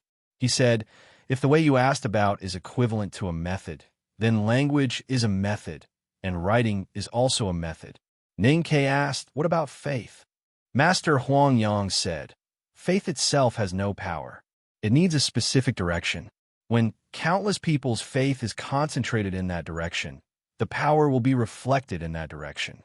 Buddha strictly forbids his disciples from setting up idols because of this. Master Huang Yang looked at him and continued, "Your master Yin Sei once said that everyone's thoughts are actually a talisman, but they are too weak to be felt. When everyone writes a talisman at the same time, this talisman may appear or even become great." Ning Ke understood something. It was really possible to find a way to summon the power of the human world that could compete with heaven and earth. If he could find that power, he could unblock the God-stunning array. He came to the south bank of Yinming Lake and sat among the frosty grass. He stretched his fingers into the air and copied a few inscriptions. When he calmed down, he began to write and began to look for that word. Having entered the knowing destiny state, any word he wrote was a talisman. Writing was writing talisman. The word he was looking for was actually a talisman. The sun gradually moved west and then fell below the city wall. Night came. He sat by the lake and continued to write talisman. He searched for the word in the talisman. Hundreds of words. Thousands of words. Finally, there was only one word left. That word was formed by two straight lines. It was the only divine talisman he knew, the two horizontal talisman. He kept writing the two horizontal talisman until he was exhausted. His eyes brightened and dimmed, then brightened and dimmed again, and finally became numb. After an unknown amount of time, he stopped writing. He looked at the courtyard across the Yinming Lake in a daze. At this moment, a snowflake drifted down and landed on his body. He thought of the snow that year. He thought of the battle on the snow lake. Sang Sang held the big black umbrella and stood in the wind and snow, singing to the snow lake. If Sang Sang was still there, if the big black umbrella and iron arrows were still there, he was really confident that even if he could not unblock Chong and City, he could use the God-stunning array to kill that man. However, Sang Sang was already dead.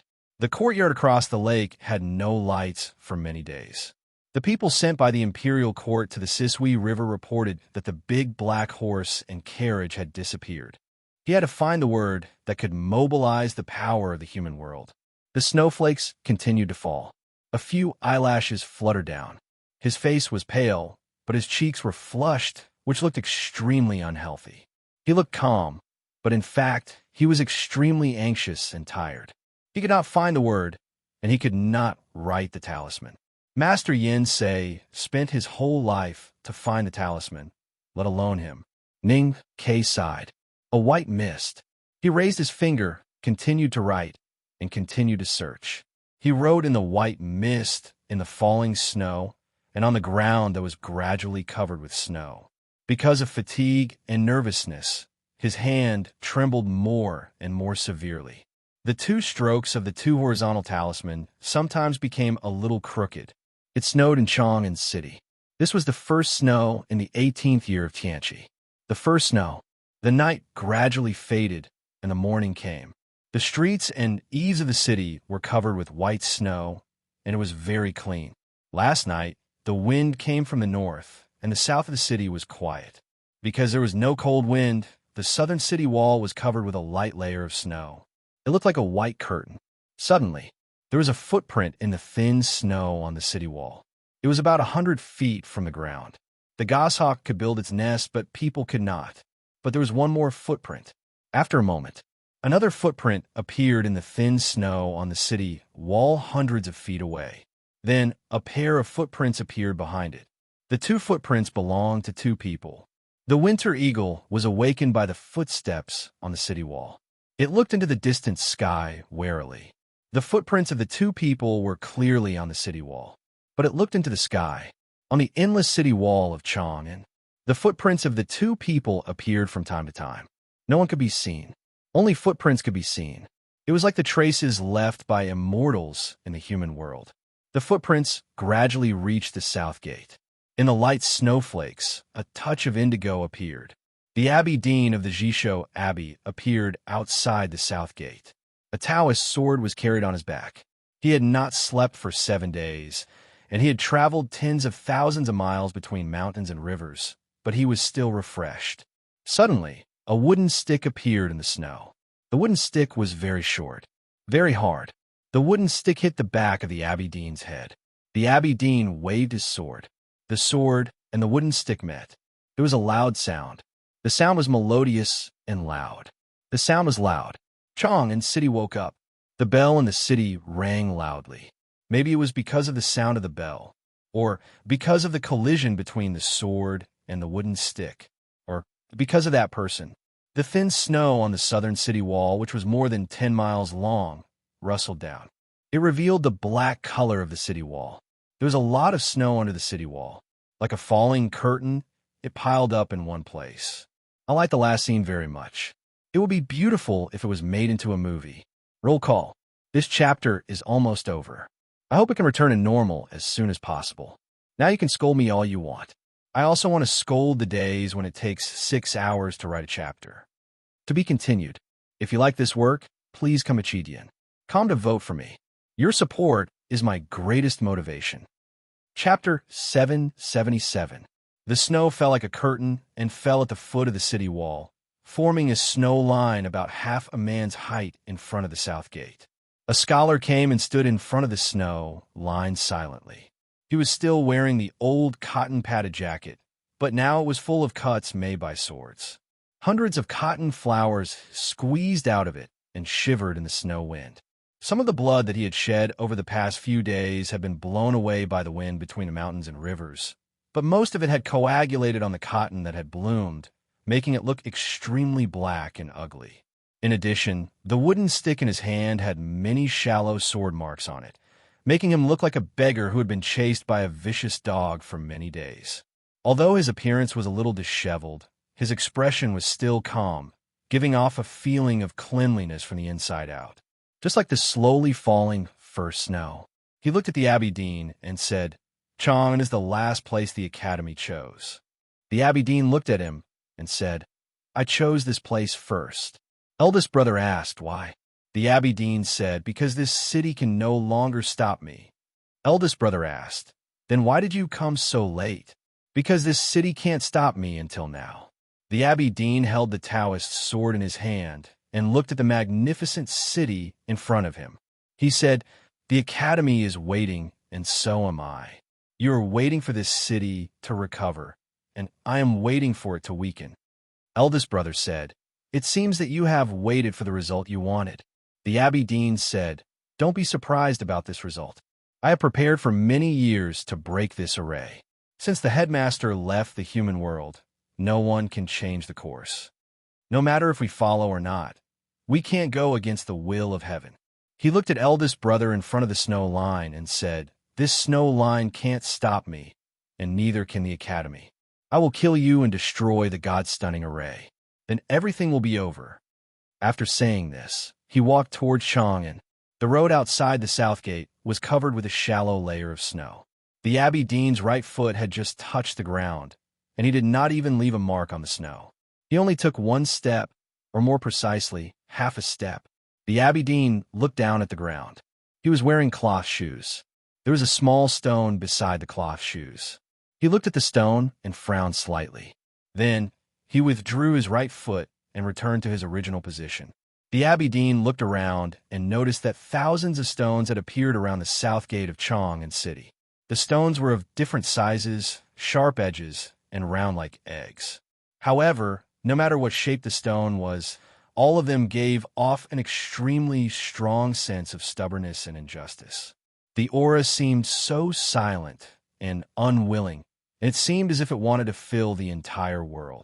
That aura was so distinct, so silent, and so firm that the aura of heaven and earth in the south of Chong and City was forcibly stuffed with countless obstacles, making it difficult to breathe. Because of the existence of these stones, the naturally existing dark passageways between heaven and earth became as difficult as breathing. In other words, there was no limitless in this world of stones. The first snow fell overnight. The thousands of stones in the south of Chong and looked like soldiers in white armor, while the big stones were like the snowfield wolves in the north, full of killing intent. The Abbey Dean looked at the stones and suddenly laughed. He had been to the Daming Lake in the wilderness more than once, so he naturally knew about the stone array tactics. Using the stone array tactics to break the limitless state, the Academy was really interesting. But why would he be afraid? He didn't step forward. He stood quietly among the stones, waiting for the Academy's next move. Eldest brother took a step forward and disappeared in the light snow. The Abbey Dean knew that he didn't enter the limitless state, but the stone array tactics blocked the light and sight. In the rugged stone array, they couldn't see each other, so he did nothing but wait quietly for the Academy to attack him.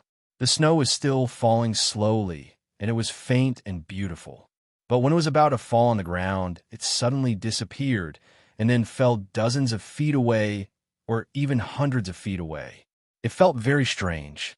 A thin piece of snow fell along the Black City wall and fell on the Abbey Dean outside the city. Along with the snow, a short wooden stick also fell.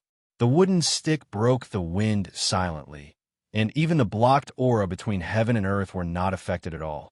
It followed the natural flow of the wind and snow and arrived without a trace. The Abbey Dean's eyes slightly brightened. The wooden stick seemed simple and ordinary, but in his eyes, it was more amazing than the Great Blockage Formation. He just learned to fight a few days ago, and now he could display such a state. When it came to learning speed, who in the world could be compared with him? The Abbey Dean raised his sword to face the wind and snow in front of him, thinking that if the headmaster of the Academy had ascended to heaven 10 years later, with such a terrifying learning speed, he might not be able to suppress him like now. The Taoist sword broke the wind and snow, and then it hit the wooden stick in the seemingly empty falling snow. This was the second time that the sword and the stick met since they came to Chang'an. Different from the shocking scene of falling snow in the city when they first met, this time the sword and the stick met. It seemed so quiet and gentle, like the first snow falling into the lake about to melt. Thousands of stones in front of the south gate emitted a rugged and stiff aura. When the sword and the stick met, a very gentle aura instantly diluted the aura of the stone array tactics. The sword and the stick met in the air, at a point, and remained still. In the space of dozens of feet around that point, everything was still, whether it was the wind or the snow. The snowflakes stopped falling and stayed still in the air. The scene was extremely strange. Then the snowflakes broke, starting from the edge, until the center of the snowflakes was broken into the finest powder. The powder, like snow, fell down and sprinkled on the Abbey Dean and eldest brother. The eldest brother's cotton-padded jacket was torn again, and blood flowed out again. The wind and snow rose from the ground and blew around him like a pair of invisible wings, pushing his wounded body back like flowing snow out of the stone array tactics and into Chang'an. The Abbey Dean frowned slightly and was a little surprised. There was the stone array tactics in the south of the city. There was no distance in the eyes, but there was distance. This had a great impact on him and an even greater impact on the other party. But since the Academy had found a way to break the limitless, there must be a follow-up method. So he let the powder snow fall on him and was ready for the Academy's next move. However, the Academy did nothing and directly retreated into Chang'an. In this case, he had to enter Chang'an. To enter Chang'an, he had to break through the rugged rocks in front of him. The Abbey Dean waved his sleeves, rolling up layers of snow like flowing clouds. Beside the state highway, a huge rock weighing tens of thousands of kilograms was lifted up by the wind of his sleeves and fell far away in the field. He waved his sleeves again, and another huge rock flew up. He walked toward the city gate. Along the way, he rolled up his sleeves like clouds and destroyed rocks and formations along the way. How to cast stone array tactics. When Cuchulainn entered the front gate of the Devil's Doctrine, he broke it with his sword, but he rolled it up with his sleeves. This did not mean that the current Abbey Dean was stronger than Cuchulainn. Most importantly, the Great Blockage Formation in the south of the city was far less powerful than the one at the bottom of the Daming Lake. As the leader of Taoism, he had a deep understanding of the Devil's Doctrine. He knew that the real stone array tactics must be a world made up of stubborn rocks. Although there were thousands of stubborn rocks in the south of the city, it was not a world. If it was not a complete world, there would be space.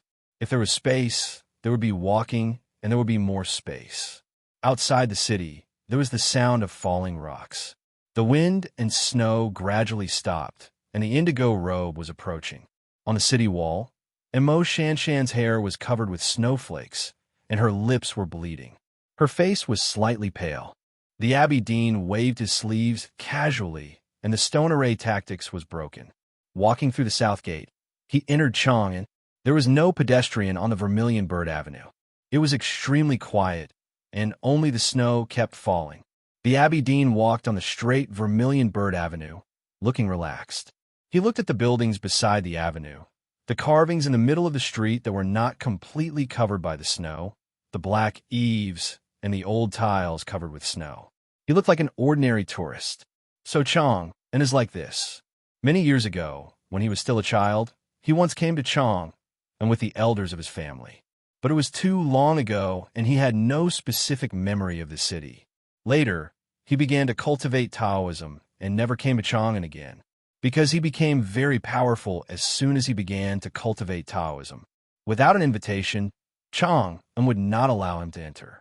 More importantly, the headmaster of Academy had always been in the Academy in the south of Chang'an. What was unobtainable was the best. Whether it was cultivation, men and women, or anything else, it was the same. So he liked Chang'an very much. Unfortunately, this city did not belong to him, so he had to destroy it. He had been thinking about this city for many years.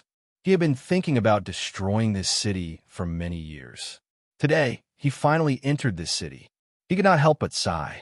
He looked up at the falling snow and said, "If you see this scene from the sky, will you regret leaving this world too early?" At this moment, cicadas suddenly chirped on the Vermilion Bird Avenue. The snowflakes falling from the sky seemed to have a layer of brightness and became thin cicada wings. It was winter, and the first snow had arrived. Where did the cicadas come from? The Abbey Dean slightly tilted his head and listened carefully. Finally, a serious look appeared in his eyes. After confirming that the stone array tactics could not stop him, he decisively gave up and let the Academy retreat into Chang'an, using the power of the city itself. The person who could make such a decision was certainly not an ordinary person. He knew that there must be some interesting people waiting for him in Chang'an, but he did not expect that it would be so interesting. It turned out that this was the last confidence of the Academy. There are cicadas in the west. They hide in the mud for 23 years and only wake up when the snow melts and floods come. They take a bath in the mud, dry their wings in the cold wind, and fly out of the void. The Abbey Dean looked at the wind and snow on the other side of the street and said calmly, "So you are here." The snow clouds thickened and covered the sky. The shrill chirping of cicadas resounded through Chang'an. A little girl walked out of the wind and snow. "I'm really not in good health. I need to ask for leave for the new year in February. So please vote for the more diligent writers." I will try to do it well after the meeting in early March. To be continued. If you like this work, please come to Chidian. Come to vote for me. Your support is my biggest motivation. Chapter 778. At the level of the Abbey Dean, although he could not predict the future with a pinch of his fingers, he could predict the future with a slight movement of his mind. A normal sneak attack would be meaningless unless Ninkei was still holding the iron bow. Yulian did not hide her trace and just walked out of the wind and snow. I can't communicate with Hao Ian in this city. She looked at the Abbey Dean and said. Then she stretched out her hands in the air. She had reached the advanced level of the 23-year cicada cultivation. Her tender and beautiful little hands looked like two slightly bigger snowflakes in the wind and snow. With this movement, the snowflakes suddenly stopped and then continued to fall. However, they were no longer lightly floating. Instead, each snowflake began to shake violently and dance in the wind. The snowflakes vibrated at a high speed and made a low and dense sound, like countless cicadas flapping their wings at the same time. There was a yellow leaf on the eaves beside the street. It was swept into the snow by the wind and instantly torn into pieces. I didn't expect that you have already reached the divine demon realm and become the first person in the devil's doctrine to break through the 5 states in 100 years. You should know that even Lotus could not break through the ordeal of heart and did not dare to take that step until his death. Lin Wu, you are indeed extraordinary. The Abbey Dean looked up at the sky and watched the falling snowflakes. He thought of that person and showed an expression of admiration. Anyone who could take the 23-year cicada cultivation as a disciple was worthy of admiration. Fortunately, it took me my whole life to finally make a crack in this city, he said with emotion and then reached out his palm in the air. His palm was facing the sky as if he was going to receive the falling snowflakes. However, it was not snowflakes that fell, but a majestic power. The thick snow clouds covered Chang and city.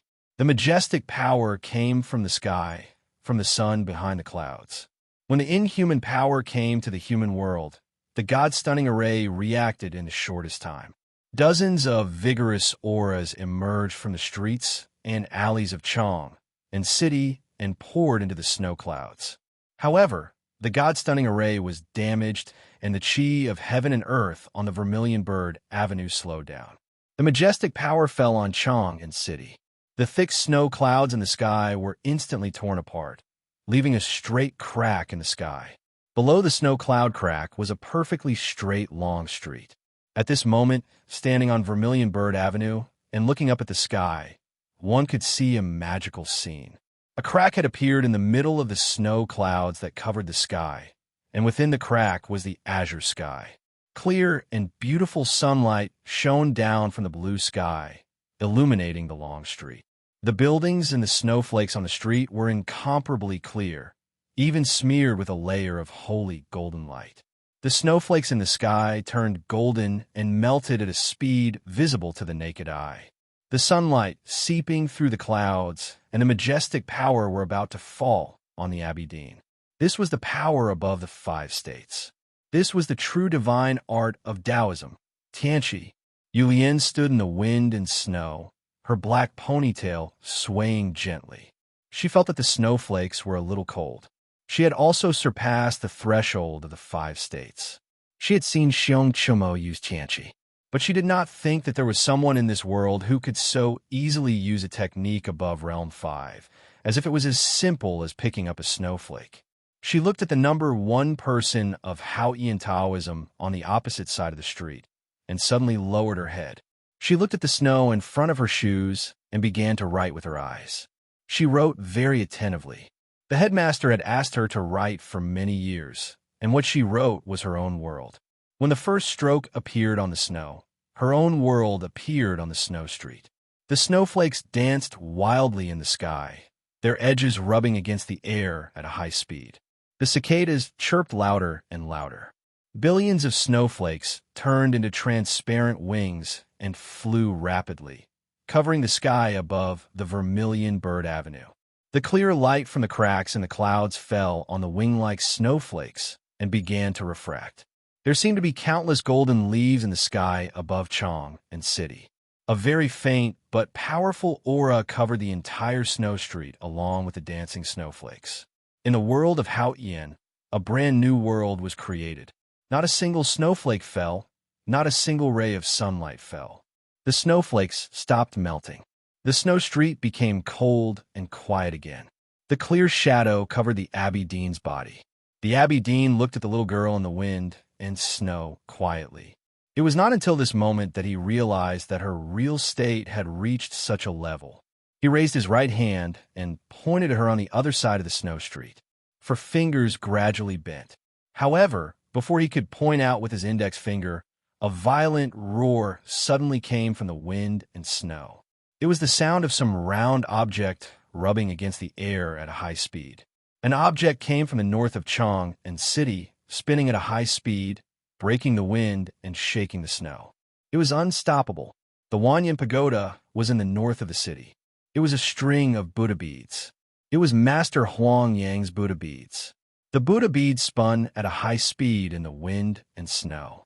There were faint traces of blood on them, which should be the master's painstaking efforts. Many years ago, Huang Yang was enlightened in the depths of the West Wilderness because of his companion's hot blood.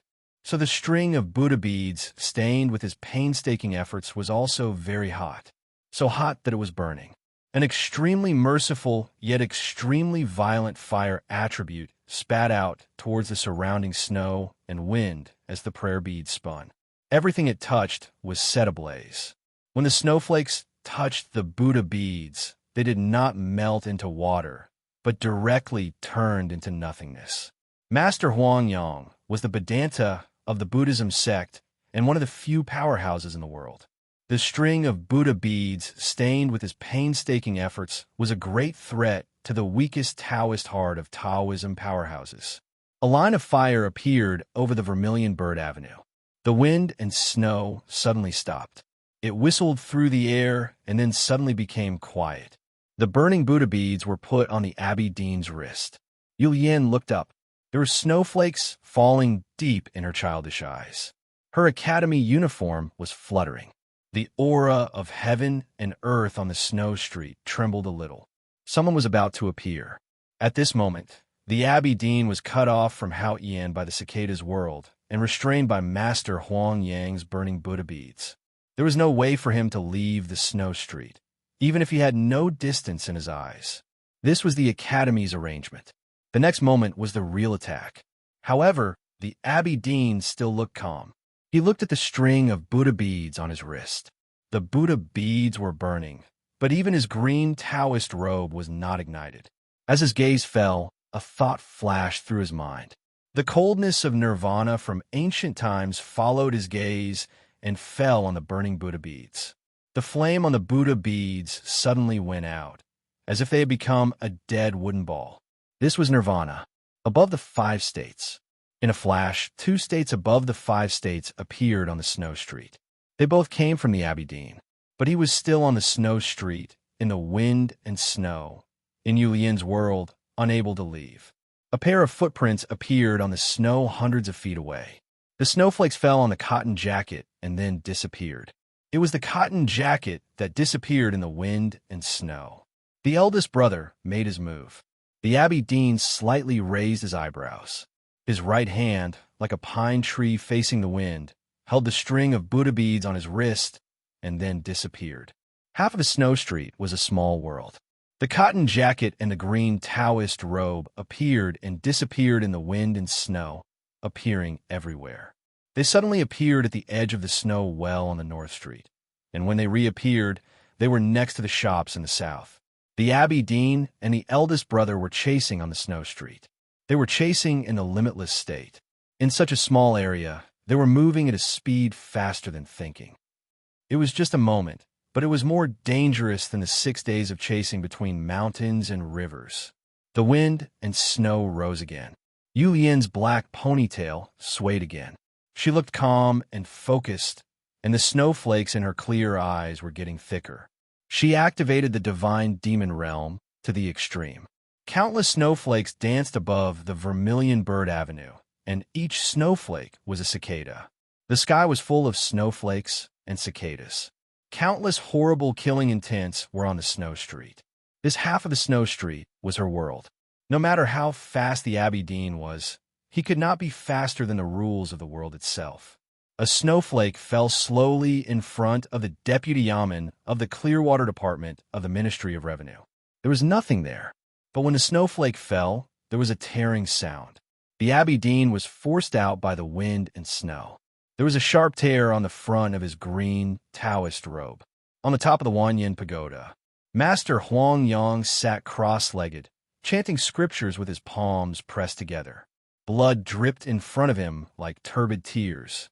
Under the stone pagoda, dozens of monks were kneeling in the snow, chanting scriptures as well. The string of Buddha beads on the Abbey Dean's right wrist was no longer burning, but it did not fall. The Buddha beads became extremely red, as beautiful as pomegranate seeds. There was a faint chanting in the wind and snow. The Buddha beads were shrinking. The stone steps in front of the yamen were covered with snow. The eldest brother appeared at the foot of the steps and hit the Abbey Dean's head with his cudgel. The Abbey Dean looked serious. He pulled out his sword and slashed. The eldest brother's feet sank into the snow. Blood oozed from the corner of his mouth. But he did not retreat. He waved his cudgel again. The Abbey Dean raised his sword and slashed again.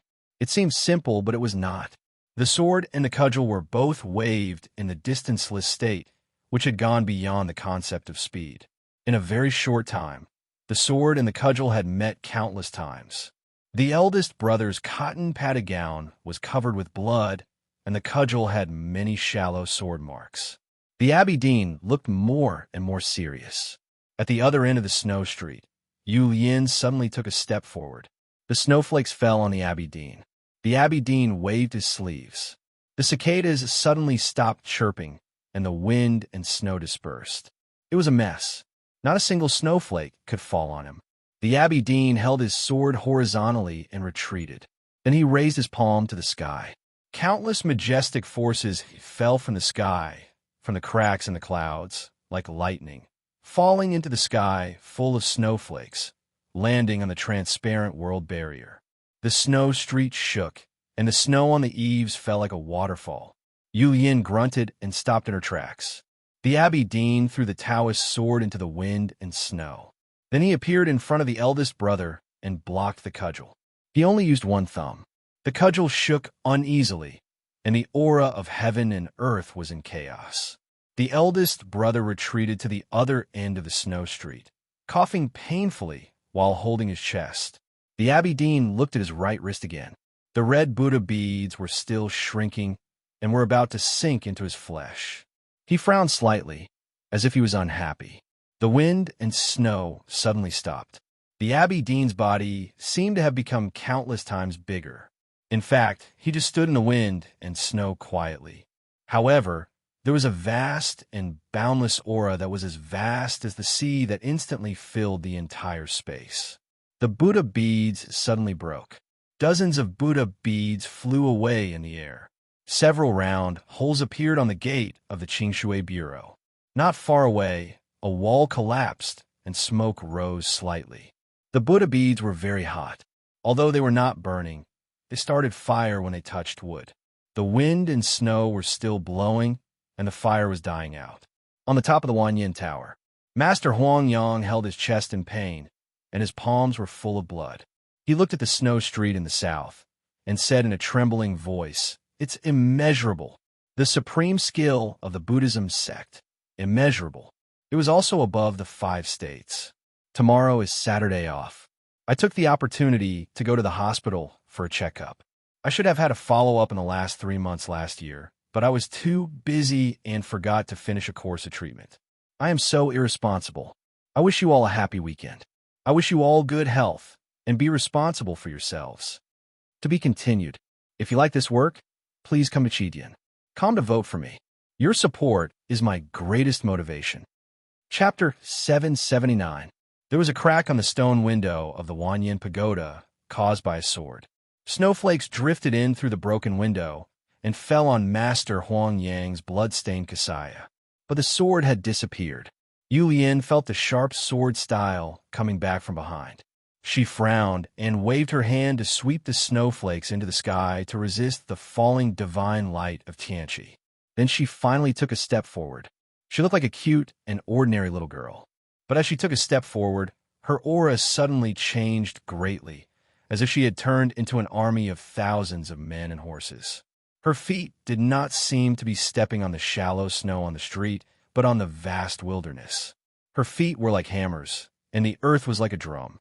The ground of Southern City shook along with her footsteps. The wind and snow dissipated.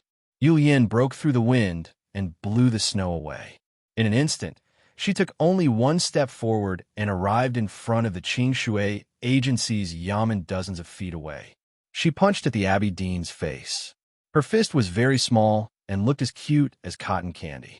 But the Abbey Dean's expression suddenly became extremely serious, even more serious than when he saw Yin display the divine demon realm, which was above the 5 states. Because Yin was not only the third sister of the Academy, but also the Grandmaster of the Devil's Doctrine. Her fist represented the foundation of the Devil's Doctrine, which was power. As the most talented Grandmaster of the Devil's Doctrine in 1,000 years, Yin in this state was undoubtedly qualified to be called a Grandmaster of the generation. She was qualified to challenge powerhouses of any state. The Abbey Dean was very clear that the small fist that broke through the snow looked harmless and even a little weak. But if the fist landed on something, it could knock down a mountain. There was no wind when the palm was raised, but it was as soft as a thin snow falling into the lake. The Abbey Dean stretched out his right palm and blocked Yin's fist. He was not knocked down by the small but terrifying fist because he was not a mountain or a river. He was an ocean that could hold hundreds of rivers, and he was the air that filled the world. Looking at the palm in front of the fist and the Abbey Dean who was close to her, Yin's childish face showed no emotion. She was extremely calm, which gave her a sense of enchantment. With a snap, the snow on the ground of the long street bounced off the ground. Countless cracks appeared on the hard bluestone ground, like a spider web. Yin's right foot that fell behind stepped on the center of the spider web. The power that she had been accumulating for 23 years seemed endless. It gushed out from her petite body to the street. Her black ponytail was shaken loose and fluttered behind her like a whip, lashing the snowflakes miserably. Streams of energy were like sharp blades that carved deep marks on the wall. She did not use the heavenly demonic realm, nor did she create another small world. She did not use any mysterious methods. She only used her simplest and most reliable method to coldly throw it over. Dharma. She used, and she used it. Dharma. On the snowy street. There was only the whistling of power. In that instant, even the natural energy of the universe was forced to flee into the distance by the power of this petite body. Under such circumstances, the Abbey Dean could not enter the distanceless state even if she withdrew the small world. He could only face her fist and resist her power. She was the Grandmaster of the Devil's Doctrine. She seemed weak, but she had the most powerful power in the world. She believed that even the Abbey Dean could only run away from her power, because no matter how much it looked like an ocean, it was not a real ocean. What could you do when you couldn't run away? On the street, the pure and absolute power roared. The Abbey Dean's Taoist bun was cut off. His long hair danced behind his green Taoist robe. He looked embarrassed. Yin looked at him. She wanted to know the answer. She would know the answer soon. The Abbey Dean's hair fell in front of his eyes. His eyes were as calm as an ancient well. Then a snowflake floated in front of his eyes. It went through his eyelashes and his black pupils. The pure white snowflake seemed to enter his black pupils. The color of his black pupils gradually faded. Or the snowflake in his eyes became darker. It was gray. The Abbey Dean's eyes turned gray and misty. The deep well that was not afraid of wind and rain became a skeleton at the bottom of the well. The Abbey Dean's eyes became gray. Yin felt her power draining away like the wind. Her face turned pale. At this moment, she thought of a certain rumor, and her eyes suddenly went cold while a strand of unrestrainable rage arose in her heart. She was not going to stop. After she entered the academy, the headmaster only taught her one thing. That was writing. Riding was a world of its own. It was also a way to purify one's mind and control one's anger. Because the headmaster knew that she liked to get angry, especially after she became a girl.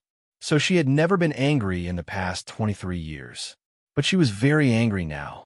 She had always hated the scumbags in Taoism. The Abbey Dean was undoubtedly the worst scumbag in Taoism. When he used the modified Enlightenment doctrine to deal with her, the Grand Master of the Enlightenment doctrine, she was extremely angry. The Abbey Dean looked at her eyes quietly. His eyes were so gray, so calm, and so dead. The snowflakes dancing on the street fell to the ground miserably, as if they had lost the support of the airflow. They were like cicadas whose wings were torn off. If things went on like this, either the Abbey Dean would win with the gray eyes first, or Yulian would kill him before her power disappeared. The probability of the latter was about 20%. But Yulian's anger was suppressed by the headmaster for 23 years. Once it was ignited, it could start a prairie fire. So she wanted to bet on the 20%.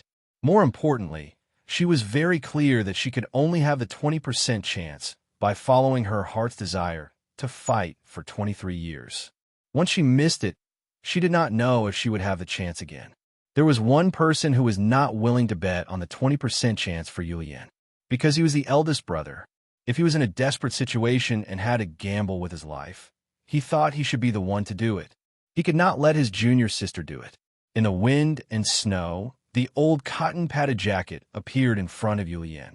It also appeared in front of the Abbey Dean's gray eyes. The old cotton-padded jacket was stained with blood, but still clean. Just like the scholar in the cotton-padded jacket, who had traveled thousands of mountains and rivers and was covered with dust, but still clean. It was pure and clean. Without any color, it could not be dyed or stolen by you. The old cotton-padded jacket fluttered in the wind. The eldest brother's breath was calm and did not overflow. He raised the wooden stick in his hand. The Abbey Dean took a step back. The eldest brother picked up the wooden stick and knocked on the street covered with light snow. Every hit was a wooden fence. He was the first disciple of the headmaster of the academy. He knew the God-stunning array better than anyone else. As he knocked, he borrowed the aura of heaven and earth in Chang. After several hits, a thick city wall that had weathered thousands of years of wind and rain appeared on the snowy street. The Abbey Dean was on the other side of the city wall. He and Yulian were on the other side of the city wall. The Abbey Dean reached into the snowy sky and grabbed the Taoist sword that flew back from the Wanyan Tower.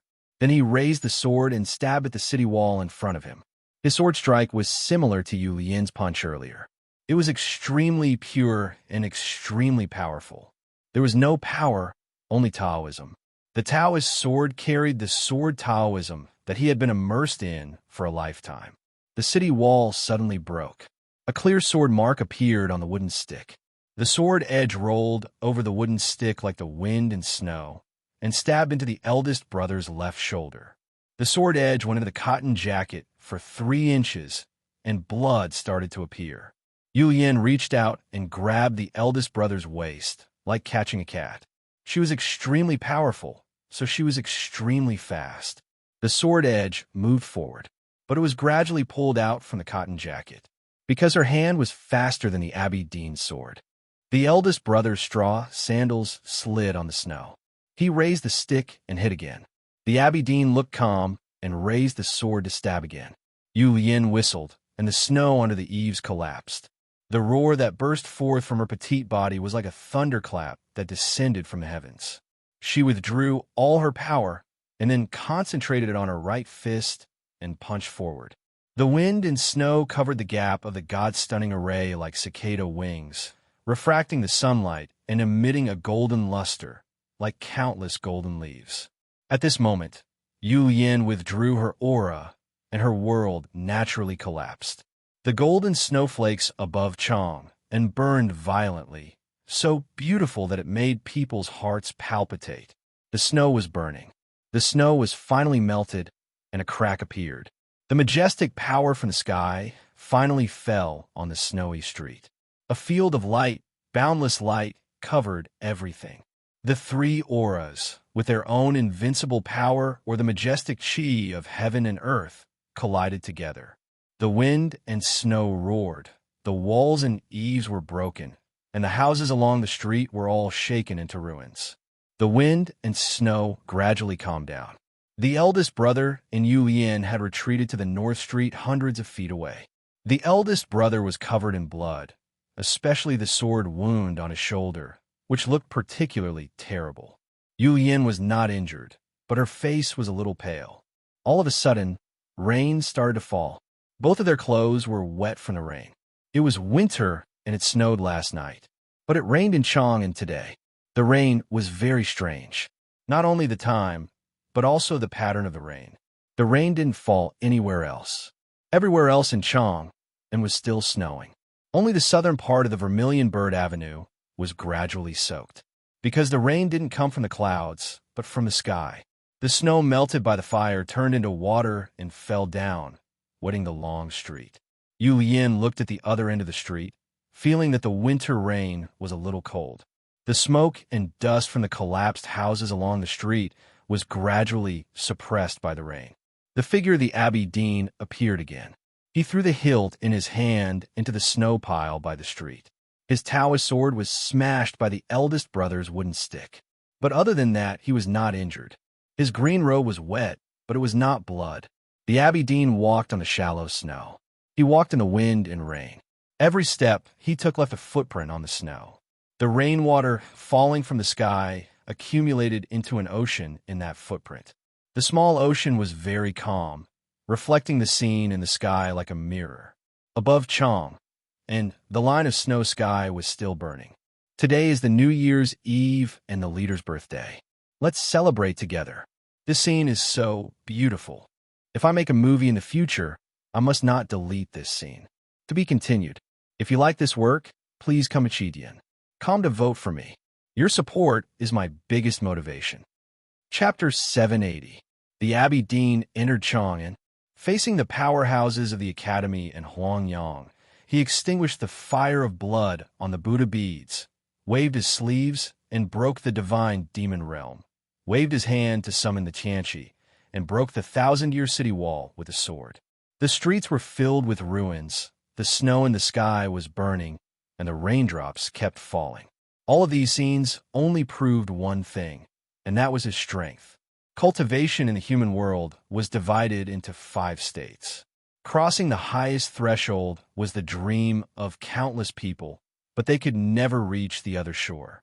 Over the years, few people in the cultivation world had passed the 5 states. Any one of them was already a legend or even a myth, such as the Tianqi state.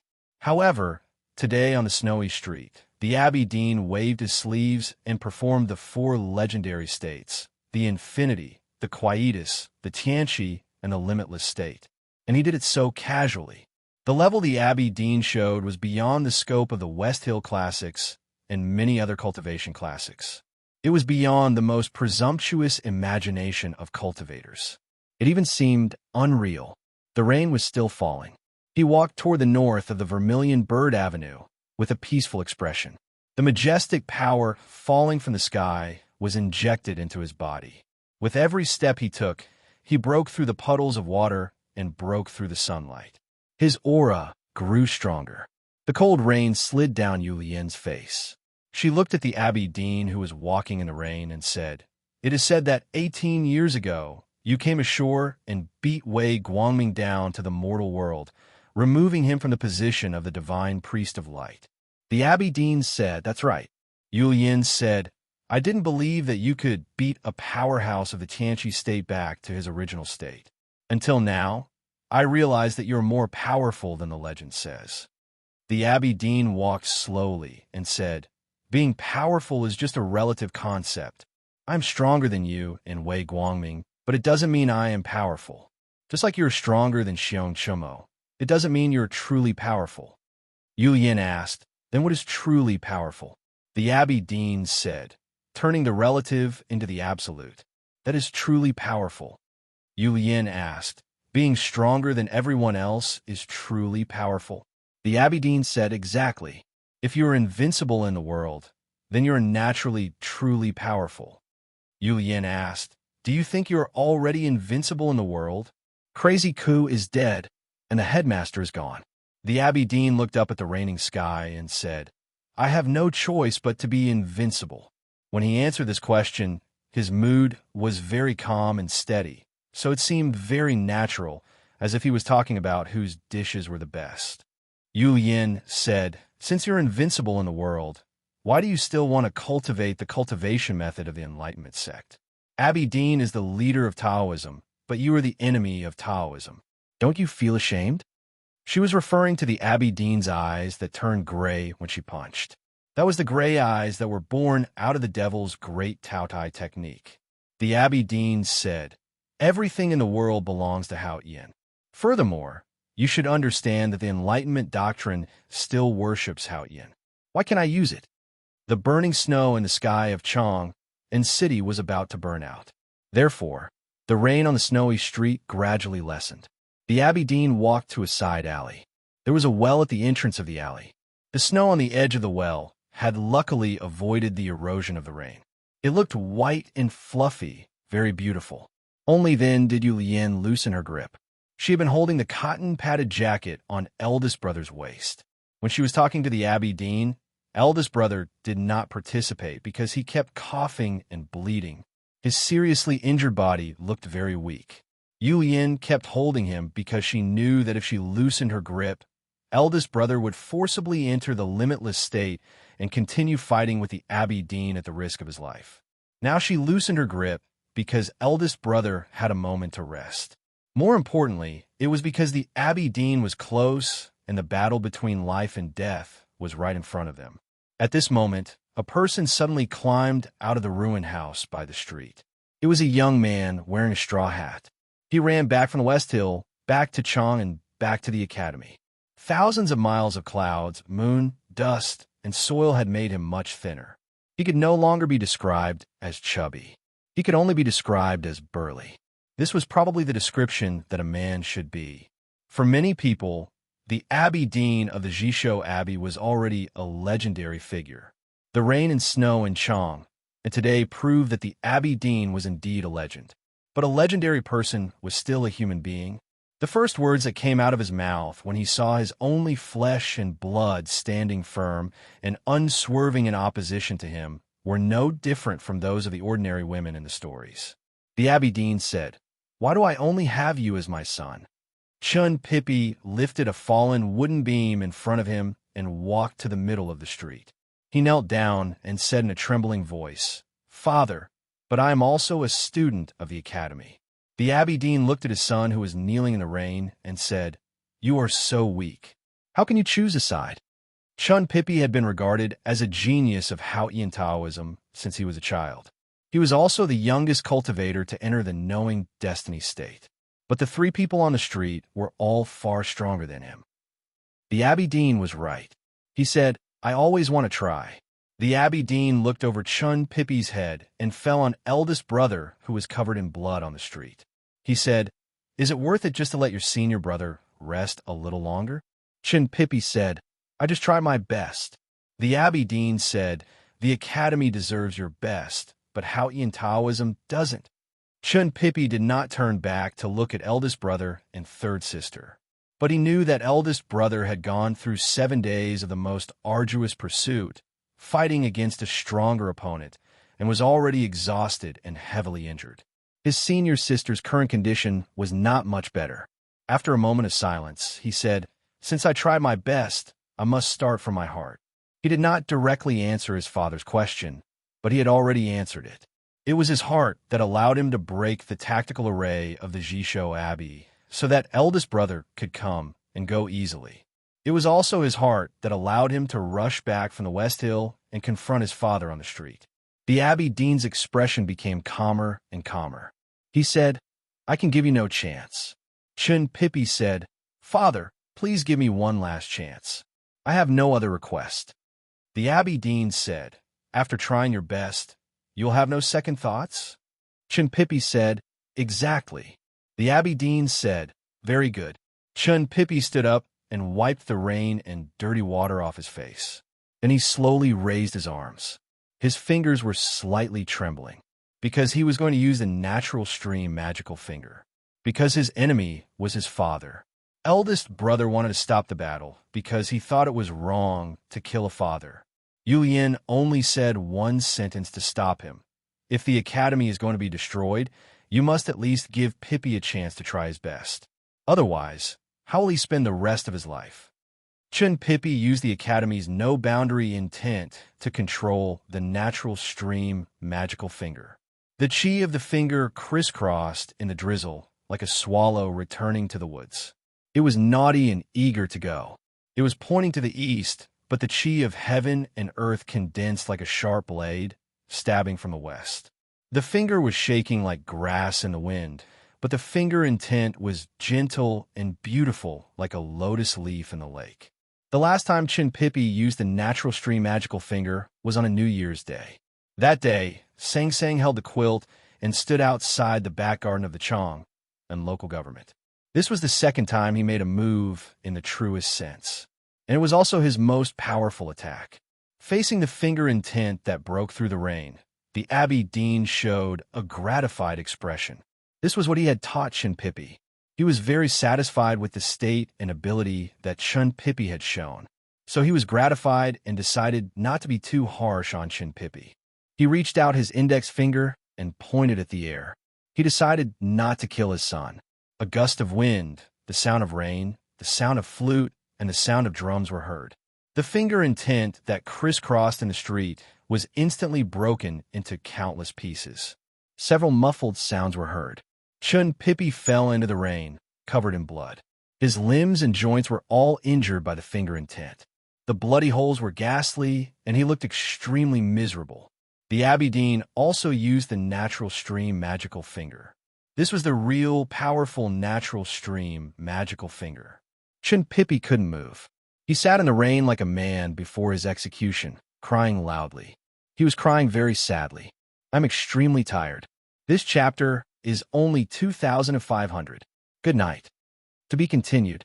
If you like this work, please come to vote for me. Your support is my biggest motivation. Chapter 781. The rain stopped. The snow in the sky had also been burned away, no longer falling. It was quiet on the street. Only the crying could be heard. Chun Pippi was like a child who had been wronged, sitting on the ground and crying out loud. He was just a child before his father and his senior brothers and sisters. The reason why he cried so sadly was complicated, but his father and his senior brothers and sisters knew it. Because what else could he do under such circumstances but cry? The Abbey Dean walked past him with his hands behind his back. He did not look at him, nor did he show any expression. Eldest brother sighed and said, "It's good that you can cry. At least you won't be depressed." Yu Lian frowned slightly. She looked at the other end of the street and said, "We are not dead yet. The academy is not dead yet. Why are you crying?" The Abbey Dean was walking toward them slowly. The power from Hao Yin poured into his body and made him stronger. But Yu Lian was right. She and the eldest brother were not dead yet. As long as they were not dead, the battle on the snow street was not over. The academy would still exist. The academy had to keep the Abbey Dean on the street to protect the array pivot of the god-stunning array in Chang'an. Unfortunately, eldest brother was not good at fighting.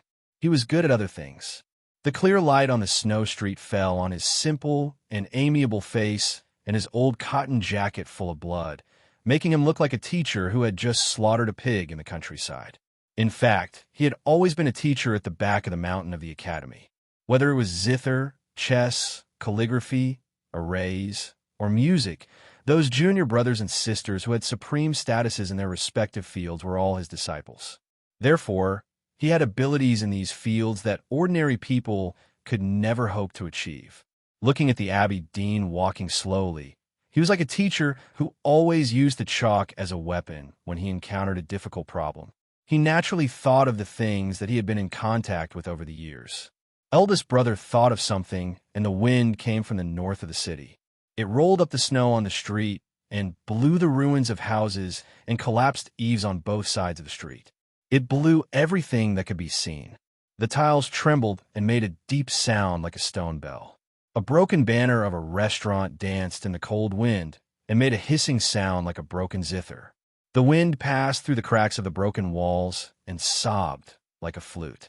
These broken, sentimental, and sorrowful voices combined to form a weeping and complaining song. The song was not melodious, but full of sorrow.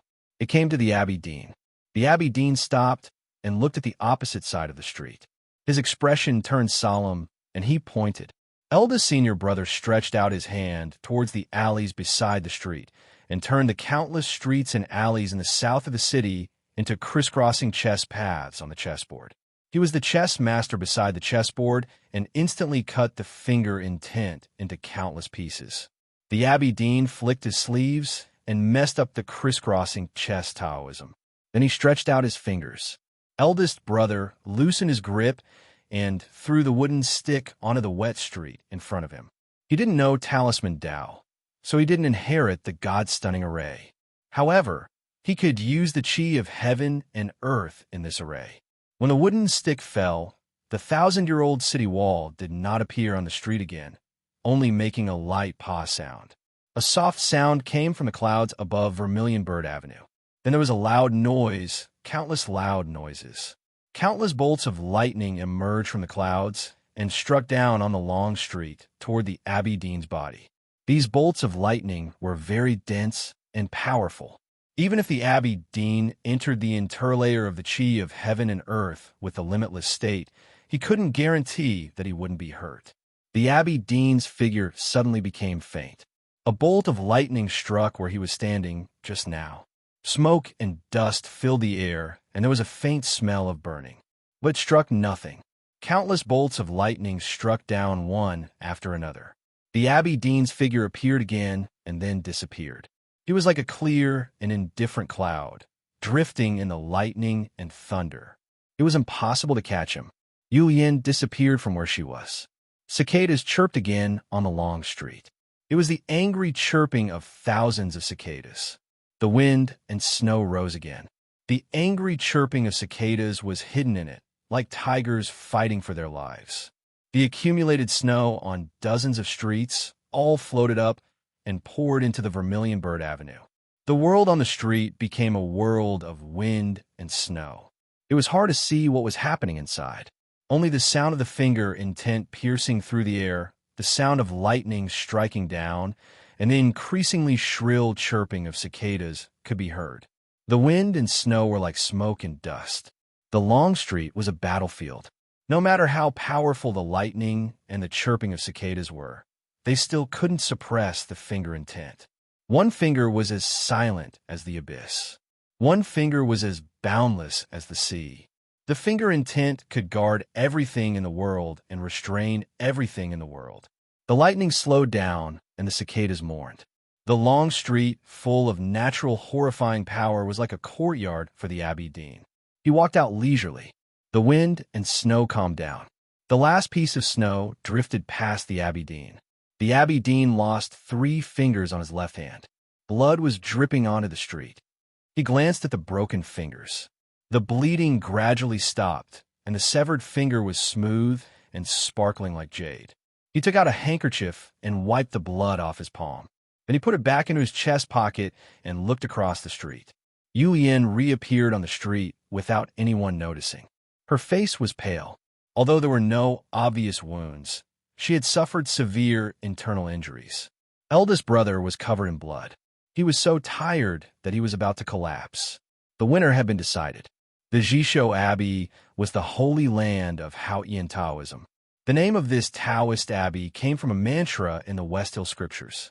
Knowing its masculinity and keeping its femininity was called the natural stream.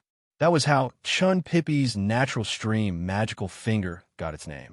From this, one could imagine the supreme status of this set of finger art in Taoism. In the mantra in the West Hill scriptures, there were a few more sentences. Knowing its black and keeping its white was called the world style.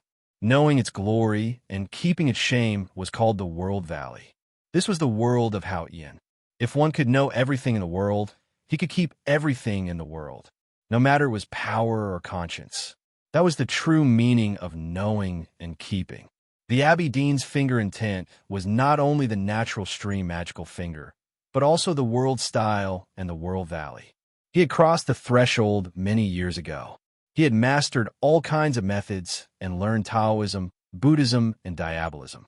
He was even more powerful than Lin Sheng and could be called the most powerful person in Taoism in the past 1,000 years. Unfortunately, he lived in the same era as the headmaster, Kaharin, and those two people were rare. That was why he was forced to keep a low profile for so many years. Now, there was no headmaster in the human world. There was no Kaharin. He was the highest peak and the most powerful person in the human world. He was invincible in the world. So his finger was the world finger. The wind and snow started again. But this time, the wind and snow came from the heaven and earth and could not kill. Yulian looked at the Abbey Dean on the other side of the wind and snow and thought of what she had seen. She had mixed feelings. Eldest brother temporarily trapped the Abbey Dean with the sound of the broken house, the noise of the street, and the power of the magnificent city. Then she used the angry cicada and was about to kill him, but the situation suddenly changed. The Abbey Dean looked at the wound of the broken finger, and it looked like jade. She knew what was going on. This was the method of the devil's doctrine. Although it was not immortal, it was not far from it. If it was not so, her last piece of snow would have cut the Abbey Dean's body in half instead of only cutting off 3 of his fingers. She looked at the ordinary Taoist and thought of his ordinary name.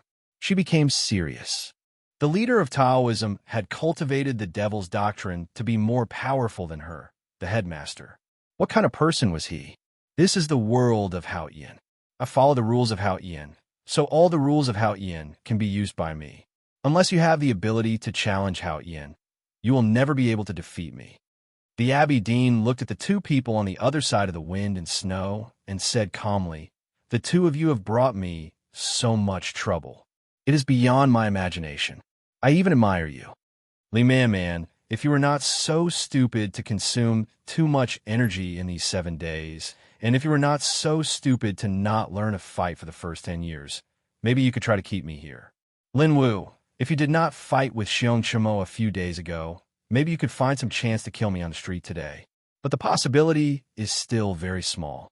The Abbey Dean looked at Yulian and said, "Since the traitor 1,000 years ago, you should be the most powerful headmaster of the devil's doctrine. You cultivated the 23 years cicada cultivation and integrated the divine demon realm, which helped you to create your own world. But it is a pity that your opponent is me.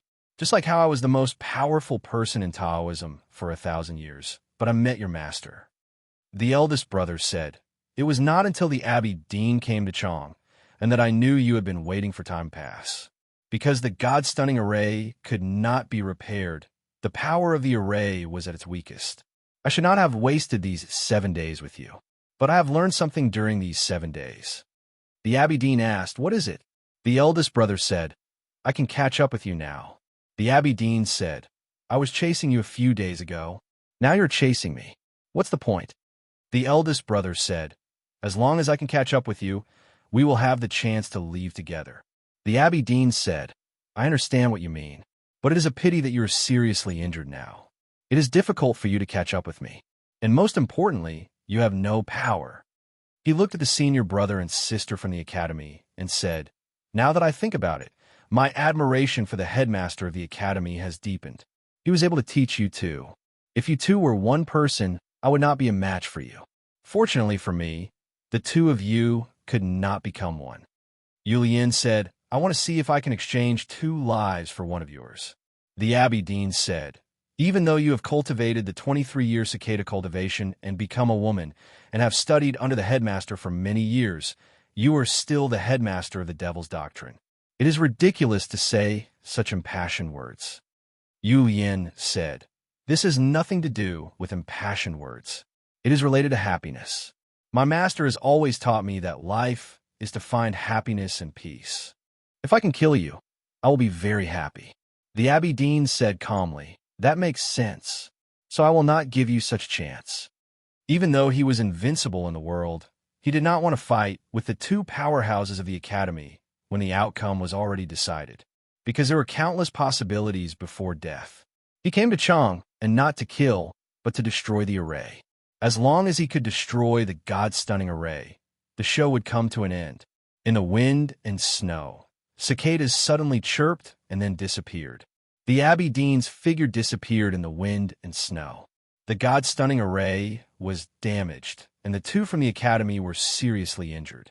No one could stop him. Thank you for your understanding. To be continued. If you like this work, please come to vote for me. Your support is my biggest motivation. Chapter 782. Thank you to the reviews and comment section and friends everywhere for your medical answers. I have received all of them. I will take good care of myself. After the meeting at the end of the month and return to the Qing Kingdom, I will exercise with the leaders. I will live well and write for another 40 years. Please take care of me these days.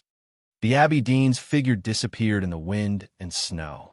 Eldest brother swayed slightly, as if he was about to fall and walk. More blood seeped out of his old cotton gown.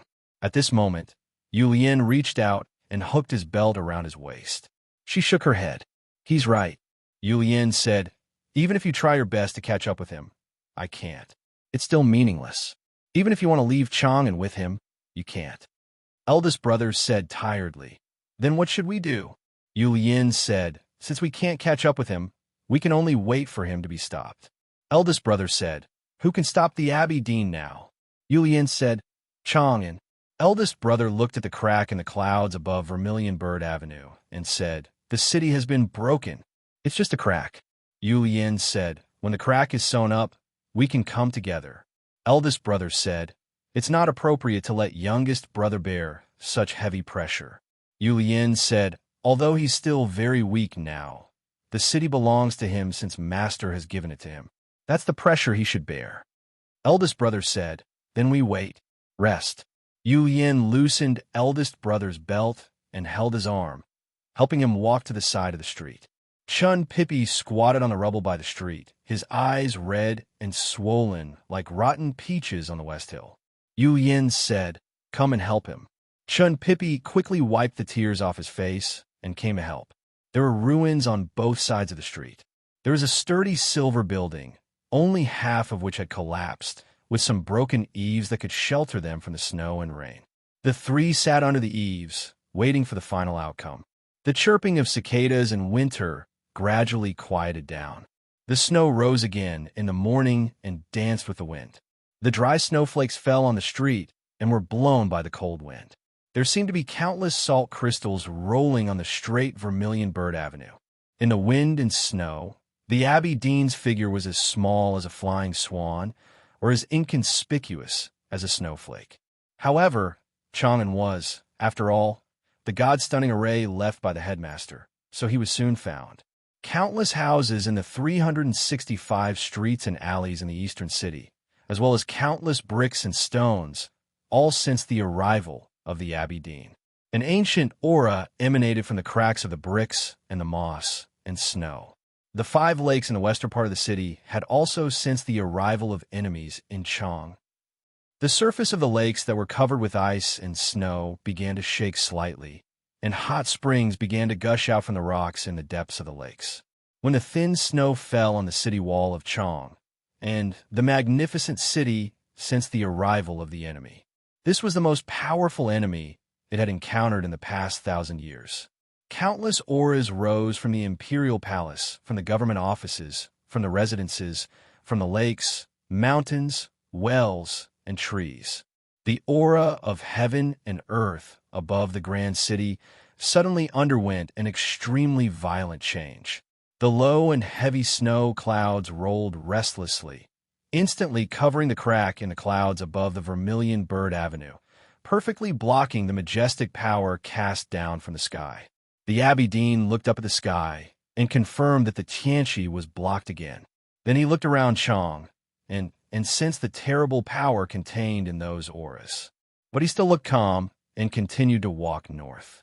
Because he was walking on the Vermilion Bird Avenue, walking on the damaged part of the city. The snow on the Vermilion Bird Avenue had been blown to the sides and piled up into knee-high piles. It looked like the 1,000-mile city wall of the Yin Kingdom against the eastern wilderness. The Vermilion Bird in the middle of the street was very clear. The Abbey Dean walked past the Vermilion Bird.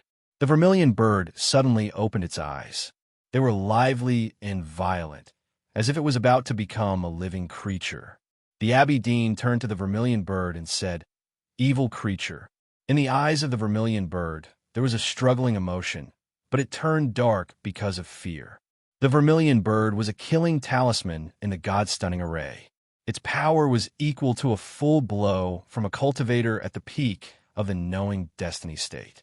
Even cultivators who had passed the threshold of the 5 states and Liu by would be afraid of it. But the Abbey Dean just said one sentence indifferently. The vermilion bird turned dark. The array in Chong and was like an iron curtain that had covered the sky in the human world for 1,000 years. Even though the Abbey Dean was the most powerful cultivator in Haotian Taoism in the past 1,000 years, he could not tear the iron curtain with his own power. However, as long as one had enough time, one would be able to accumulate enough power. The Tao sect used 1,000 years and finally tore a hole in this iron curtain. The Abbey Dean continued to walk like an immortal. The doors of the houses along the street were closed. Some people looked at the street through the cracks of the doors. They looked at the Taoist in indigo who looked like an immortal, and their eyes were full of fear and despair. Since the early morning, the bells in Chong and had been ringing and the snow was burning. Everyone in the city knew what was happening. But in the face of a battle that was beyond the 5 states, secular power was meaningless. He approached the North City. The side of the street suddenly opened up. A large meadow, covered with thin snow, added a sense of tranquility to the dozens of small buildings and the winter forest. It was the military ministry of the Tang Empire. If it was a normal war, the military ministry of the Tang Empire behind the snow-covered meadow would definitely be the place that the enemy wanted to destroy the most. But the Abbey Dean did not even look at it. He looked at the buildings in the north quietly. That majestic and magnificent imperial city. His destination was the small building in the imperial palace. He wanted to destroy the god-stunning array under the small building. He was the only one who could do it. The Abbey Dean started to walk forward. Suddenly, his footsteps returned to their original position. He looked at the wind and snow in front of him and slightly raised his eyebrows. The wind and snow suddenly rose and then gradually condensed into 2 traces. The Abbey Dean's expression gradually became serious. The 2 traces condensed by the wind and snow were very strange. They were suspended in the air, neither dispersing nor falling. It was like someone had written 2 strokes in the air. It was not ink but snow.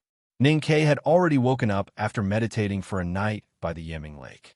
When he woke up, his clothes and the lake and mountains around him had been covered by the first snow. It was a vast expanse of whiteness. He stood up. The snow rustled down. He stood by the cliff and looked at the snow lake. He held the array pestle in his hand. He looked at the snow lake and then at Chong and City. He saw the snow falling like a curtain in the south of Chong and City. He saw the snowflakes burning in the sky like fire. He saw the street in the winter rain. He saw the Taoist in indigo floating like an immortal and arriving at the imperial city in a moment. He suddenly reached his hand behind his shoulder and pulled out the cold hilt of his padao. Then he chopped down. The padao chopped down casually. There were 2 swishing sounds. 2 clear marks appeared on the snow lake. The next moment, the 2 marks disappeared from the snow lake. He fled between the heavens and earth, his whereabouts unknown. The 2 marks he made on the snow lake came to the Vermilion Bird Avenue. They came to the front of the Abbey Dean. The Abbey Dean looked serious. He stopped. 2 marks, 1 stroke and the other stroke. They formed a simple and sharp word. It looked like the cross of a sword and a knife. It meant that the grass was cut silently, and there was a meaning that even a child could understand. This road is blocked. To be continued. If you like this work, please come to Chidian. Come to vote for me. Your support is my greatest motivation. Chapter 783. The Abbey Dean stared at the 2 marks formed by the wind and snow on the street in front of him. The cold wind blew gently, and the snow attached to the 2 marks peeled off and flew away, leaving only the marks. These 2 marks were transparent and formless, but they had their own sharpness, like 2 knives. The 2 marks spread to the side of the street and covered the entire Vermilion Bird Avenue. The meadows and woods felt it and fell down, as if to show their submission and fear. Ning Ke was riding by the lake. The chi of heaven and earth in Chong and condensed into two invisible marks. They cut the heaven and earth like knives and blocked the snowy street like fences. The two marks did not stay still. They moved to the south slowly. The trees on the side of the street collapsed, and the snow was blown away. The black ground was exposed, and deep gullies appeared on the ground. This was the power of the divine talisman and the God-stunning array. The two marks appeared on the Vermilion Bird Avenue and blocked the gap of the God-stunning array, mending the crack on the Iron Curtain. The Abbey Dean could not deal with the word floating in the snow, even if he was in the distanceless state. The two marks could cut the heaven and earth and the interlayer of the chi of heaven and earth. Therefore, the Abbey Dean chose to retreat. He retreated thousands of feet. In a moment, he flew from the north of the city to the middle of the Vermilion Bird Avenue and to the front of the Vermilion Bird. The Vermilion Bird suddenly opened its bright eyes.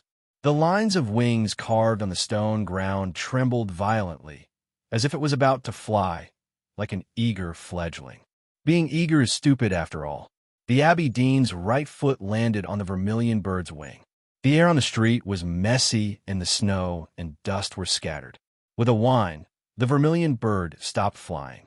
The Abbey Dean looked up at the other end of the street and squinted. The street was silent. No one was in sight. The simple word came slowly in the wind and snow. A piece of snow fell on Ning Kei's hand and melted into water. It flowed down and wet his sleeve. It was not because of his high body temperature, but because the array pestle in his hand was slightly heating up. He held the array pestle and looked at the lake in front of him. He could see Chong, and then sense every street and every change of the chi of heaven and earth in the city. The word had flown away, but it was still in his mind. He clearly saw the word appear on the Vermilion Bird Avenue, subdued the winter forest, and forced the arrogant Abbey Dean to retreat. Mo Shanshan came down from the city wall and came to the Yiming Lake. She stood quietly behind him. Her white cotton dress was stained with blood. She was hurt when the Abbey Dean broke the stone array tactics. She did not see the two knife marks, but as a talented divine talisman master, she could feel the talisman aura on the snow lake. At this moment, she remembered the two sword marks on the moss-covered stones at the bottom of Daming Lake with Ning, Quebec. She was so excited that her eyelashes fluttered. The stone array tactics in front of the front gate of the Devil's Doctrine had been broken by Mr. Ku with two sword scars. The two slashes that Ning Kei had made earlier were very similar to the two sword scars, but in fact they were completely different. Ning Kei slashed at the snowy sky. He was not using his blade to cut off all the obstacles in front of him, but to write words with his blade. He and Mo Shanshan were now divine talisman masters, so the words he wrote were divine talismans. He only knew one talisman, the two talisman. The academy had been waiting for the Abbey Dean in Chong, and for 7 days, so he had been thinking hard for 7 days. Last night, when it was snowing, he had written countless words on the snow. Finally, he had learned another word in the morning. That word was also very simple, like a transformation of two characters, two horizontal lines separated and scattered, and then casually put together like firewood to form a brand new word. The shape of this word was different from the sword mark left by youngest uncle on the stone at the bottom of Daming Lake. In contrast, it was more direct and tougher. Ning Kei did not know if it was the word he had been looking for, or if it was the word his master Yin Sei had been looking for all his life. But he liked it, because it was called Yi. It meant to govern, stabilize, and cut grass. The word looked like a cross. If it appeared on the Academy's test paper, it meant a mistake. If it appeared on a road sign, it meant that no one was allowed to pass. The word was very suitable for the Abbey Dean, who was walking like an immortal in Chong, because Ning Kei wanted to stabilize the city. He wanted to stop the Abbey Dean from passing. He even wanted to cut off his enemy's head like cutting grass. The most suitable was the best.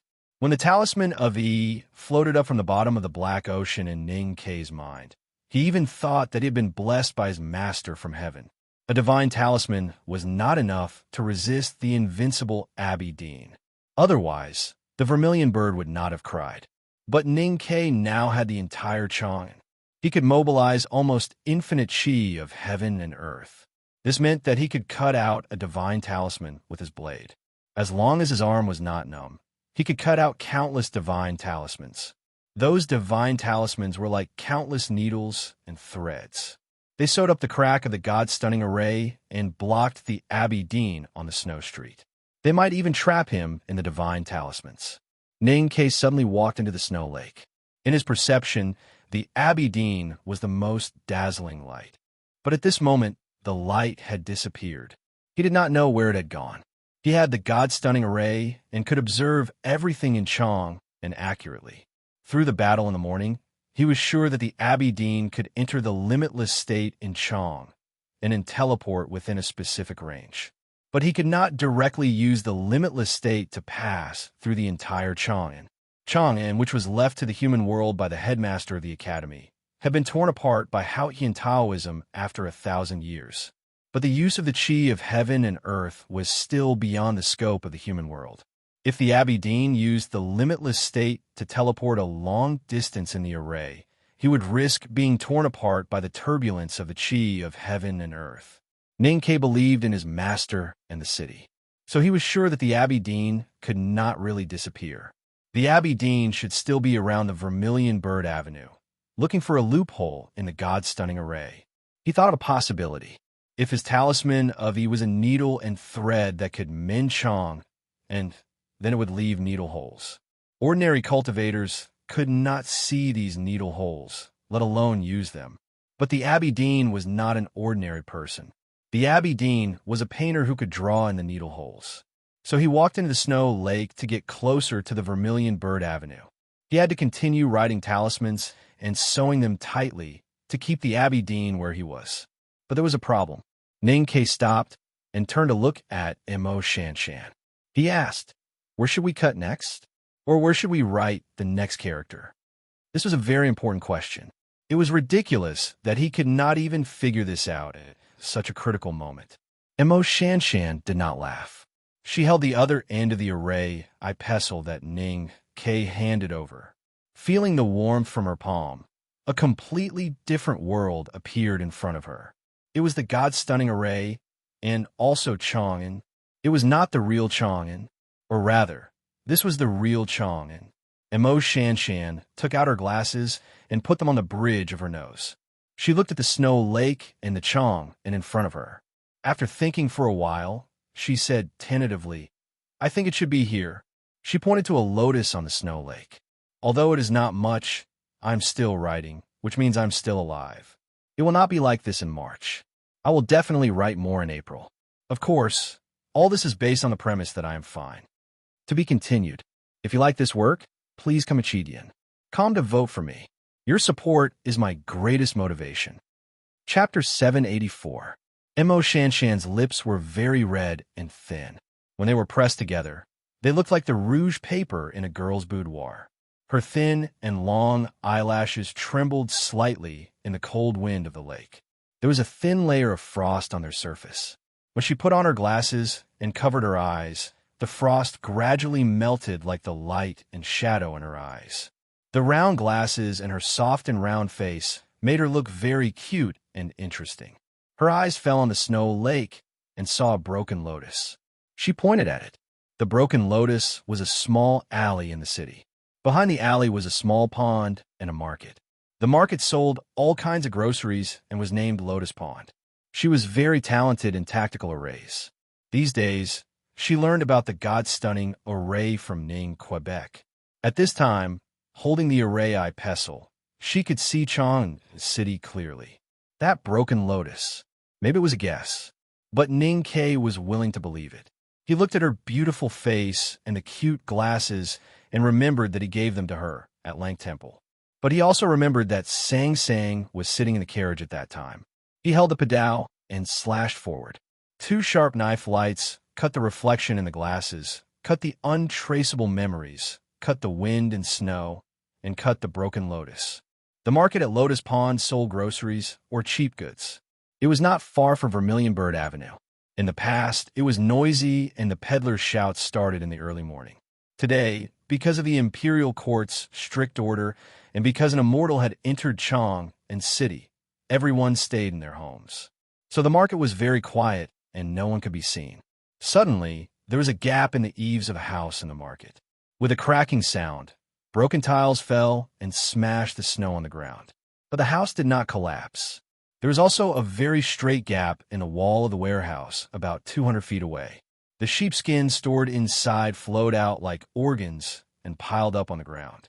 There was nothing in the air above the market, but the falling snowflakes moved away in all directions. It was as if there was an invisible existence there that prevented anything from entering that area. Two dark and bottomless holes appeared on the snow-covered ground, which seemed to lead to the abyss. The two knife marks came from the Yeming Lake. With the power of the god-stunning array, they reached the lotus pond in a flash. The saber mark was invisible to the naked eye, but the power of the saber mark was clearly displayed through the destruction of the market square. That character, that talisman, could not be seen in the market. The snowflakes drifted down and then dispersed. The eaves had collapsed, and there was a hole in the ground. If someone were to look from afar, they would be able to clearly see the two exaggerated crisscrossing knife marks and the word E. A soft but clear sound rang out in the wind and snow. It was the sound of clothes being torn apart. A piece of green cloth slowly floated down from the sky and landed on the ground. The Abbey Dean showed himself and looked into the distance with an indifferent expression. No one knew what he was thinking. His green Taoist robe was fluttering in the snowy wind. The front part of his robe was missing. In the next moment, he stepped into the snowstorm again and disappeared without a trace. Ning Kai and Mo Shanshan had already walked across the snow lake and arrived at the north bank of the lake. The two of them held the two ends of the array pestle, looking like playmates who did not want to be separated. An unhealthy blush appeared on Mo Shanshan's white face. Then she coughed and pointed to the weeping willow by the lake. It was cold in winter, and the green willow catkins in summer had long dried up. They hung weakly in the cold wind and looked particularly decayed, like a frozen snake. Ning Kai wielded his knife again. Two knife marks cut the weeping willow by the shore into pieces. Then he tore through the wind and snow and escaped into the world, heading to another place in Chang'an. It was a side alley beside the Vermilion Bird Avenue. The alley was very ordinary, no different from the thousands of narrow alleys in the city. There was a common well at the entrance of the alley. The edge of the well was covered with fluffy snow, like a snow ring dessert. Two knife marks came to the entrance of the alley. The talisman of E extended around with the help of the whole city. The accumulated snow on the edge of the well suddenly left the blue stone and floated in the air. It looked very strange, but in the eyes of innocent children, it was more like a dessert. With a light snap, the snow ring suddenly broke in the middle and became a straight snow rope. The rope made of snow blocked the entrance of the alley. The narrow alley was quiet, and the falling snow was silent. Only when the wind came out of the alley could it be heard occasionally. A foot appeared in the wind and snow. The foot was wearing a cyan cloth shoe. The foot stepped on the snow rope and kicked out. It was a very simple kick, but it seemed to kick down Min Mountain.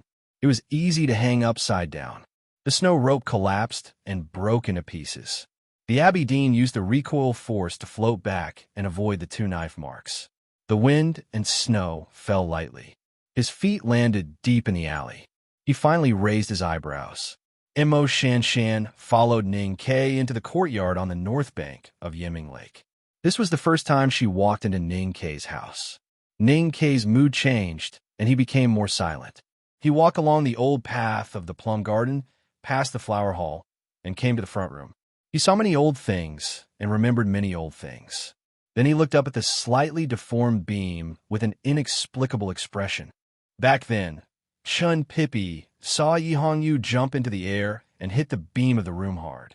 Later, when Xiaoho came here, the beam suffered a great deal of torture.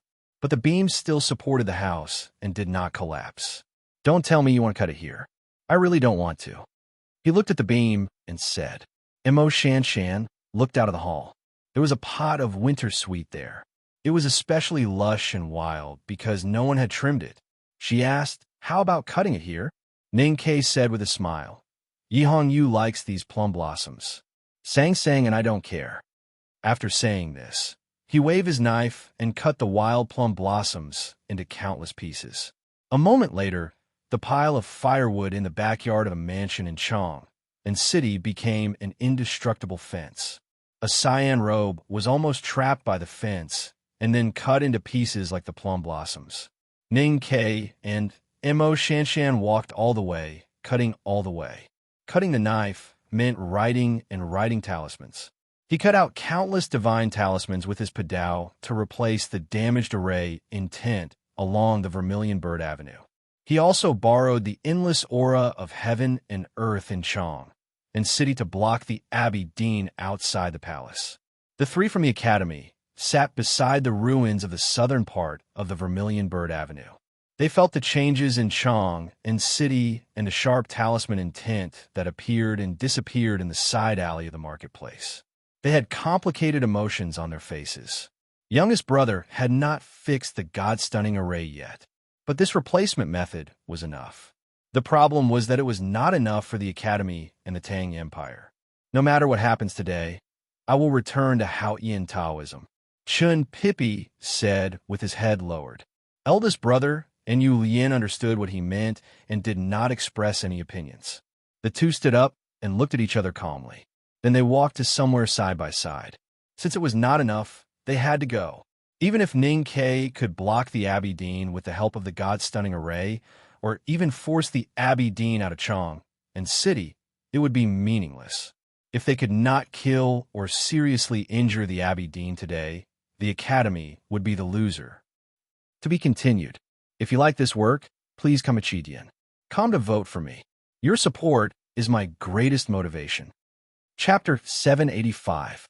The big tactical array in Chong was different from other arrays in the world. It was connected to heaven and earth. No matter how serious and seemingly irreversible the damage was, it could repair itself as long as there was enough time. It was for this reason that the Academy wanted to trap the invincible Abbey Dean in Chong'an. The Abbey Dean's purpose of entering Chong was clear. He wanted to destroy the city. There is only one way for the Abbey Dean to destroy Chong'an. He could only follow the crack in the god-stunning array. It looked like he was following the Vermilion Bird Avenue, but he actually stepped on the dim spots in the god-stunning array and entered the palace and the small building. However, there were countless knife marks on the road. The god-stunning array mobilized the chi of heaven and earth in Chong, and then followed the power of nature to force him out of the limitless state.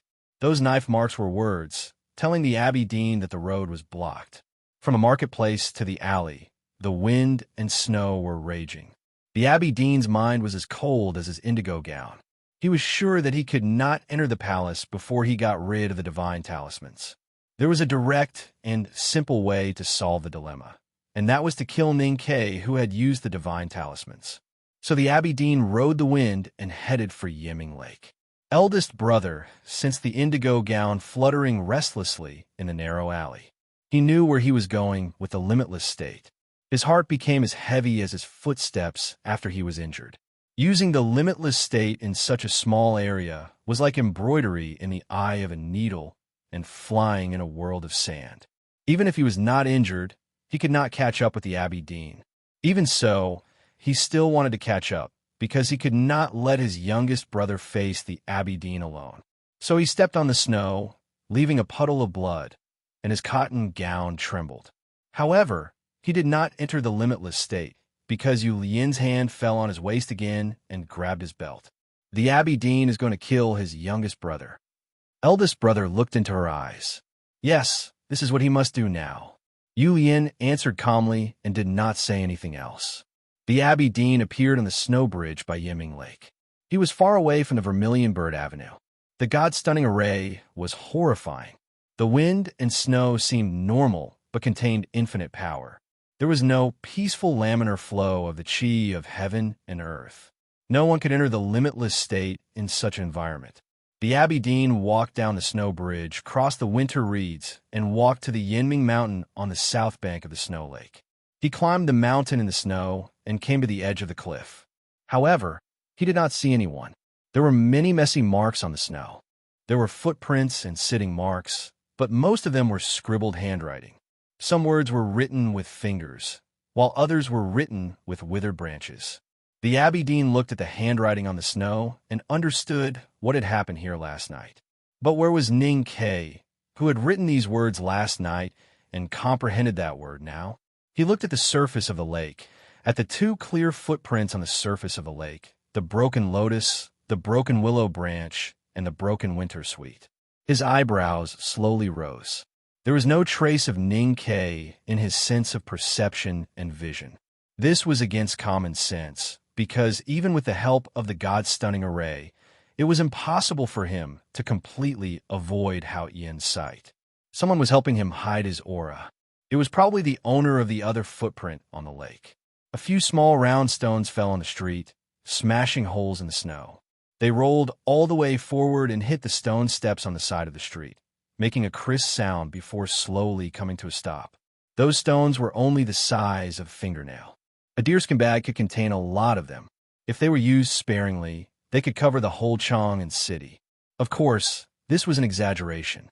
A faint aura overflowed from those small stones and melded with the tiles and stones around the street. Suddenly, it felt like the great blockage formation in front of the front gate of the Devil's Doctrine.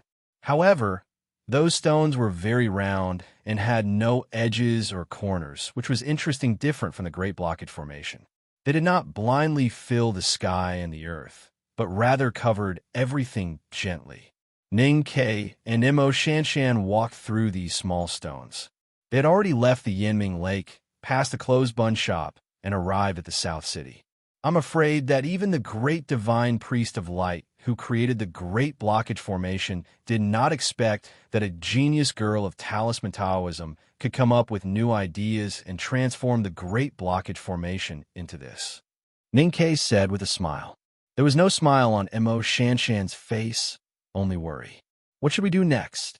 Ning Kei said, the current situation seems complicated, but it is actually very simple.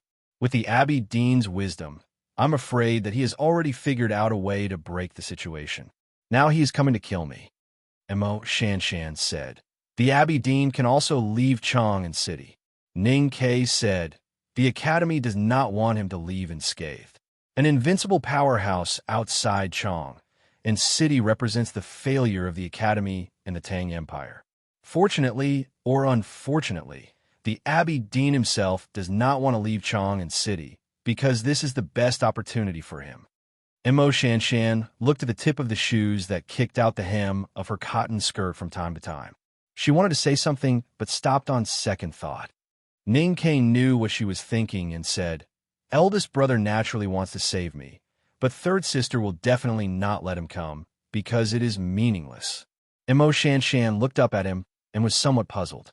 Unless I can trap the Abbey Dean with the God-stunning array, or find a way to choose the Abbey Dean from the world of Hao Yin, third sister will not do anything. I won't blame third sister, because if it were me, I would do the same. The Academy only has one chance, so we must cherish it. Ning Kei said, now I have to hide myself first, and then find the places where his footsteps fall. I hope I can trap him to death. Let's see who can be faster. Mo Shanshan did not say anything more. She stretched out her index finger and pushed up her glasses. Looking at a quiet alley in front of her, she said, write it here. Ning Kei looked at the alley and raised his knife again. The knife mark disappeared with the wind and snow, leaving no trace, just like the flash of complex emotions on his face. There used to be 2 mansions in this alley, one for civil affairs and the other for military affairs. One was the official of council's mansion, and the other was the Xianwei general's mansion. One was his, and the other was hers. In a mansion, an old house covered with cobwebs and dust collapsed. Ning Kei heard the sound of the house collapsing, but he did not look in that direction. He continued to walk forward with his knife in hand. Mo Shanshan followed beside him, throwing stones on the street. From Yinming Lake to Southern City, and then to Eastern City, the two fell and threw stones along the way, avoiding the Abbey Dean's eyes and looking for a way to trap the Abbey Dean to death. The second floor of the building of pines and cranes collapsed, and the plaque of Chinjinji Cosmetic Store was broken. Ning Kei no longer needed Mo Shanshan to point out the direction. He held one end of the array eye pestle and sensed the indigo robe floating in Chong and City. He recalled the black umbrella that passed through Chong and City years ago and kept chopping. Finally, he returned to the familiar Lin 47th Street. He pushed open the closed wooden door of the old brush pen shop, looked at the long-lost calligraphy on the wall, and walked to the backyard. He took out his padao and chopped. A shrill cat's cry came from the wall, and the snow was kicked everywhere by the cat's feet. The well in the small courtyard broke, and the wall collapsed. To be continued. If you like this work, please come to vote for me. Your support is my greatest motivation. Chapter 786. Aunt Wu shouts, and Boss Wu's scolding came from next door. Ning Ke looked at the broken well in front of him and smiled inexplicably. He turned around and left the old brush pen shop with Mo Shanshan. They walked back to Lin 47th Street and headed for the next place. He and Mo Shanshan walked in the streets like tourists who came from afar to appreciate Chong. They looked calm, but they knew that the current situation was very dangerous. The Abbey Dean still had the initiative. When the Abbey Dean felt that the God-stunning array could threaten him, he could easily retreat. But Ning Ke could only wait passively. He avoided the Abbey Dean's gaze in Chong. He felt that the Abbey Dean was getting closer and closer. He needed help. Fortunately, there were many people along the way. Chong was very quiet in the morning. Few houses had smoke, and no one went out to sell hot and sour sliced noodle soup. Everyone was vigilant and uneasy at home. It was like a calm sea, but it was still a sea. Ning Ke walked in the sea and hid his position with the help of the aura of the sea. The Abbey Dean's figure appeared again. He looked at the wind and snow. His cyan Taoist robe was badly damaged. There were even some wounds on his arms, but no blood flowed out. The talismans of E appeared more and more. The cracks in the God-stunning array were gradually mended. The most important thing was that knife marks appeared one after another in the deepest places. Looking at the direction of the old brush pen shop, the Abbey Dean showed an admiring expression and said, "I didn't expect that you could figure out the origin of everything so quickly. It's a pity that it's too late."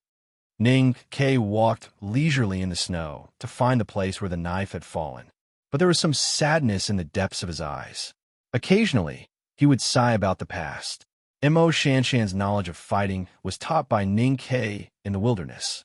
She knew how cold and calm he was in battle, so she felt that his behavior was a bit strange.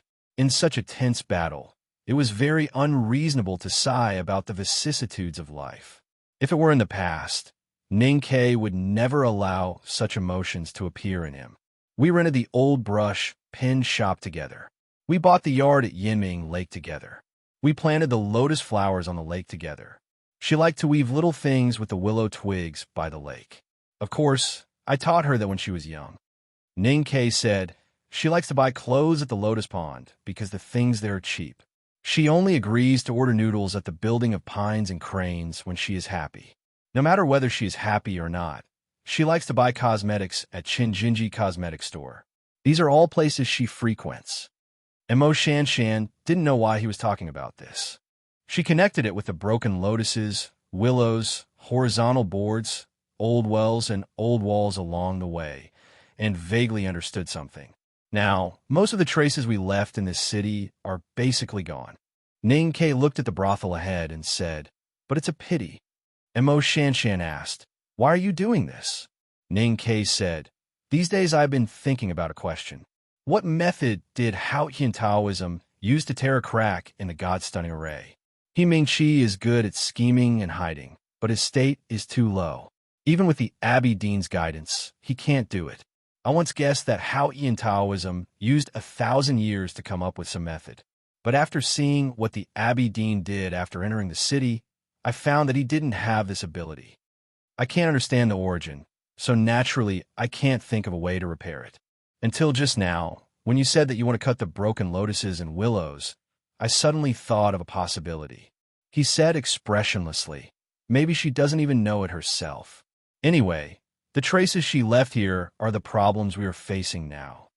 Mo Shanshan was a little confused and said, "I don't understand." "You mean Sang Sang?" Ning Ke said, "Yes, Sang Sang. She is a part of Haotian. In a sense, she is Haotian. This city was used by the headmaster to deal with her. In the end, I brought her to this city and lived with her in this city for a long time. Intentionally or unintentionally, she has done many things. Mo Shan Shan was very shocked and said in a trembling voice, "This is just a guess." Ninke didn't continue to discuss this issue. Looking at the brothel in front, he said, "Only by cutting off all the traces and aura she left in Chang and city can we hope to repair the God-stunning array completely. But if we knew that we had to cut off the past today, why did we come to Chang that day?" After saying this, he smiled bitterly. Mo Shan Shan looked at his expression and somehow felt bitter in her heart. The two of them held the array eye pestle in their hands. It seemed that they were holding hands, but actually it was not. The chicken soup calligraphy table in the House of Red Sleeves was cut into a pile of useless firewood. Ning Ke took Mo Shan Shan to the Chow Mansion on the Spring Breeze Pavilion 2nd Street. The Chow Mansion was heavily guarded. Mr. Chi led dozens of the Fish Dragon Gang's best fighters to guard every corner of the garden. Lindsay was holding the child in his arms and humming a forest song in a low voice. There was a table of mahjong in the front hall. Old Master Chow took a bad tile, but couldn't hold it.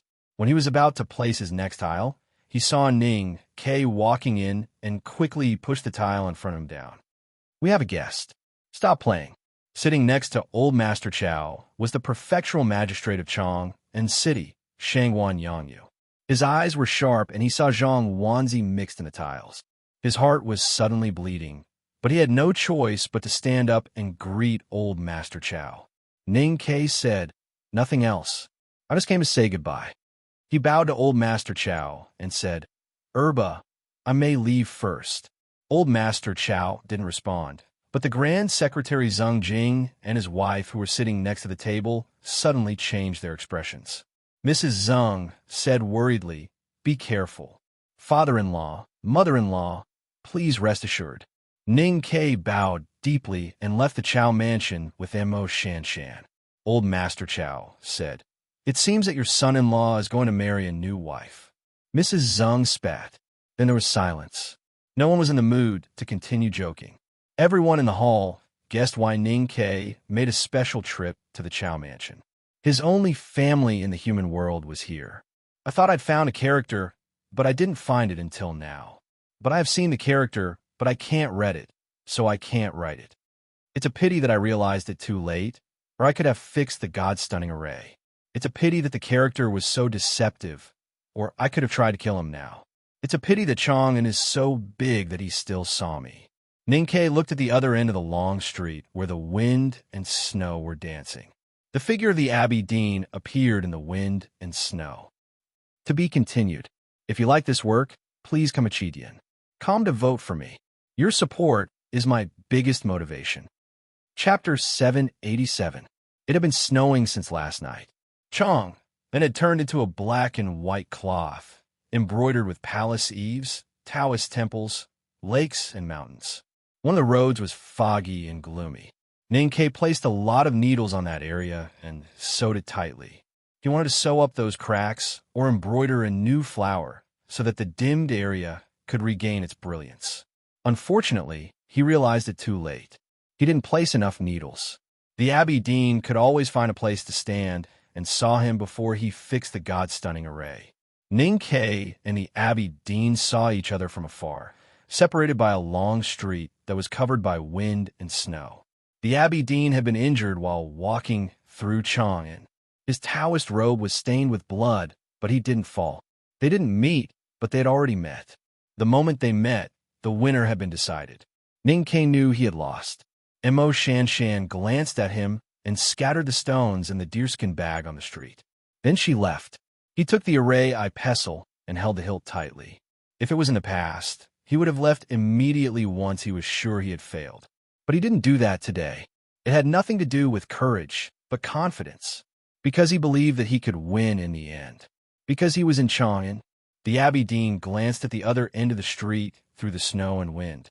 The array eye pestle in Ning Ke's hand suddenly became extremely hot. The place where his palm touched the pestle made a sizzling sound, with green smoke and a pungent smell. This was the first time Ning Ke and the Abbey Dean had really touched each other since the morning. Only with the power of the God-stunning array could he not be controlled by the Abbey Dean's eyes. The power of the God-stunning array spread to the street through the array I pestle, protecting his body and mind. The array I pestle was a passage which had endured an unimaginable amount of aura of heaven and earth and rapidly heated up. This kind of burning pain not only fell on his palm, but also fell on his heart. But he still looked calm and said nothing. Since it was hot, he could fight. Even in Chang, and you are still too weak. The Abbey Dean's voice came from more than 10 miles away, which couldn't be covered by the snow and wind. Ning Ke looked at the other side of the wind and snow and said, "In Chang'an, I know everything, so you have never been able to catch up with me. Now I want to try and see if I can be omnipotent." As soon as he finished speaking, he drew his saber and slashed down. The psyche power and his sense of perception overflowed and spread to all directions of Chang, and through the array I pestle in his hand. It came to the houses in the 365 streets and alleys in the eastern city, to the green bricks and old stones that had weathered countless years of wind and rain, to the 5 lakes in the western city, and to the pavilions and terraces. An ancient and desolate aura spread out from the cracks between the bricks, slowly rising from the depths of the lake covered in ice and snow, and from the depths of the foundations of the pavilions and towers. The old beams creaked, and the limestone slabs produced dust that had accumulated over the years. The hot springs that gushed out from the bottom of the 5 lakes became hotter and hotter. Countless pearl-like bubbles gushed out, and the fish desperately fled in the boiling lake water. If you go, you come back. The God-stunning array, since the summoning of the psyche power from the array, I pestle and returned the boundless aura of heaven and earth to the vermilion bird avenue, to the front of him, and to the front of his blade. Ning Ke chopped the city out with one chop. On the snow street, there were countless slash marks. With a sizzling sound, they broke the walls and cut the ground. These slash marks were in pairs, and each pair was a powerful divine talisman. These slash marks condensed the aura of heaven and earth of Chang, and were extremely powerful. Each slash mark was above the 5 states, and blocked the entire Vermilion Bird Avenue. The slash marks were like cutting grass, and killing people was like cutting grass. The eaves and walls were broken, the beams were broken, and the stones and gravel were all shattered. Everything it touched was like withered grass. The slash marks came with the city. The Abbey Dean's indigo robe trembled slightly, and then he disappeared. A slash fell on the street, and with a crisp crack, the limestone slabs were broken. The air on the street was also broken. The Abbey Dean fell back on the street, stepping on the snow. A wound appeared on his left leg. He looked at it, and the bleeding stopped. The wound was as white as jade. Countless slash marks came from the other end of the long street, more than a dozen miles away. The Abbey Dean disappeared again and performed the limitless technique in a small space. The slash marks made by Ning Ke carried the aura of Chang, and then cut him out from the interlayer of the chi of heaven and earth.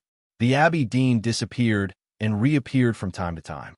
When he reappeared, he was at the entrance of the alley, at the workshop gate, and in the shabby yamen. He was like a divine elephant. Every time he reappeared, there would be another wound on his body. He was the most powerful cultivator in Hao-Ian Taoism for 1,000 years, and now the most powerful man in the world. But facing the power of the entire Chang, and he could only passively defend. Ning Ke wanted to know if he could be omnipotent in Chang, and at least for now, he seemed to be. The Abbey Dean was cut out from nothingness by the slash marks again. There was a tiny wound on his forehead, right at the end of his eyebrow. The broken eyebrow was like a broken dike, and blood slowly flowed out from the thin line like water overflowing the dike.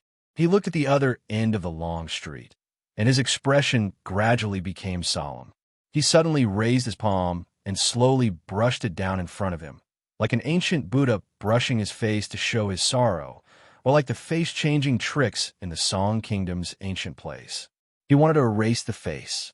The Abbey Dean's slowly falling palm did not erase the blood, nor did it turn the thin line wound into a golden line. It only added a layer of frost to the broken eyebrow and eyelashes. An aura of quietus shrouded his body. At the other end of the long street, another slash came through the snow. The cold wind came first. The Abbey Dean's green sleeves fluttered, and his body expanded in the wind, as if he had become countless times bigger and was about to break through the sky. In fact, he was still standing on the street, and he was still an ordinary Taoist, but his body gave off an aura as vast and boundless as the sea. Ninkei's slash marks arrived. They arrived at Chang. The aura of heaven and earth changed violently. In the wind and snow on the Vermilion Bird Avenue, there seemed to be countless people crying. In an instant, he was hit by dozens of slash marks. Ninkei's slash marks were all above the 5 states and had the power to cut mountains and break rivers. But the Abbey Dean was already quietus. He was emotionless and senseless, without pain or fear. Ninkei's talisman had the power above the 5 states, and it carried the power of the God-stunning array. On the Vermilion Bird Avenue, it was like the raging waves on the sea of the Kingdom of Song. But the Abbey Dean was already boundless. Both his aura and his body were as vast as the ocean. No matter how powerful the slash marks were, they could only cut a person who did not feel pain. No matter how horrifying the raging waves were, they fell into the ocean and were just a corner of the picture. Quietus and boundless. The Abbey Dean used 2 powers above the 5 states at the same time, and made the 2 become a perfect combination. The wind and snow calmed down again. The Abbey Dean walked forward calmly. Ninkei's slash marks only left some tiny marks on his body. Some of his eyelashes fell, some of his clothes were cut, and some of his cloth shoes were cut. Other than that, there were no other wounds. Ninkei looked at the approaching Abbey Dean and said, "So you are a flying ant. I wish everyone a happy holiday." To be continued. If you like this work, please come to Chidian. Come to vote for me. Your support is my greatest motivation. Chapter 788. At the bottom of the giant sinkhole in the western wilderness lived many serfs. They served the monks in the Xiankong temple and maintained the existence of that society. In Hao Ian's eyes, human beings living on the ground were actually serfs. They were like ants, repeating their boring lives without complaint. However, there were always some unique ants in the ant colony who, for various reasons or no reason, decided to temporarily look away from the rotten leaves and soil to the blue sky. Seeing the blue sky would greatly change the lives of those ants. Some ants yearned for it because they saw it, some were angry because the sky was far away, and some were afraid because they saw it. They trembled and surrendered to the soil, feeling grateful for the gift from the sky. But no matter what the ending was, those ants were no longer ordinary ants. In a sense, they had already left the category of ants because they could fly. The headmaster and Kuhauren were undoubtedly the 2 most incredible flying ants in countless years. Ninkei said that the Abbey Dean was a flying ant. He was not mocking him, but expressing his respect. Actually, there is something I have never understood. Abbey Dean, you have already transcended the mortal world, and your vision is no longer in the human world. Then why don't you look at the blue sky again? Ninkei looked at the end of the long street and asked seriously. The ideas of Haotian Taoism and the academy have never been interlinked. The headmaster and I have different ideas. Every beginning must have an end, and every cycle must have an end. That is the real cycle. The Abbey Dean's voice came from the wind and snow. Just like Chang, in which the headmaster left in the human world. It is isolated from the heaven. No matter how powerful it is just a pool of stagnant water. Just like the talisman you are writing now. It is ferocious, but has no way to return. So it is not perfect and has no choice. Then how can stop me? Ninkei looked at the wind and snow and said, "No choice. Isn't that freedom?" The Abbey Dean said, "No choice doesn't mean no choice." The aura and the array kept colliding. Countless thin and sharp lines appeared on the Vermilion Bird Avenue. The sound of bubbles bursting could be heard from time to time. The snow remnant talisman was broken. The Abbey Dean's voice came closer in the wind and snow. Even with the support of the God-stunning array, you are too weak to defend the city. According to your temperament, You should have fled a few days ago, but you're still on the street. This is a bit surprising. Teacher left this city to me, so I can only stay here. If I had understood it earlier, perhaps I would have repaired the God-stunning array 2 days ago. Ning Ke said, "It's a pity that she has stayed in Chang and for too long these years. I'm too lazy and let her do everything. As a result, she has been to too many places and left too much aura. From this point of view, the danger in Chang and is our responsibility. You're right. If it were in the past, I would have escaped from Chang and a long time ago. But since it's her and my responsibility, and she's dead now, I have no choice but to stay and shoulder it. Because she's my wife, I have to pay for it." The Abbey Dean knew who he was talking about and said, "Even though you know you can't defend it, because we know we have to defend. Even if we know we can't defend, we still have to defend." Ning Ke said, "This is my Ji show." After saying this, he looked at the figure in the wind and snow that was getting clearer and clearer. He clenched the hilt with both hands, slightly bent his left knee, and tightened his body like a bow. Then he swung the blade down. He knew what the Abbey Dean said was right. He hadn't found that word yet, so he couldn't perfectly mobilize the God-stunning array. The only divine talisman he knew before was the 2 horizontal talisman, which represented cutting and absolute stubbornness. But it also represented the parallel opposition, and it was difficult to connect with the surrounding heaven and earth. Last night, he comprehended the talisman of E.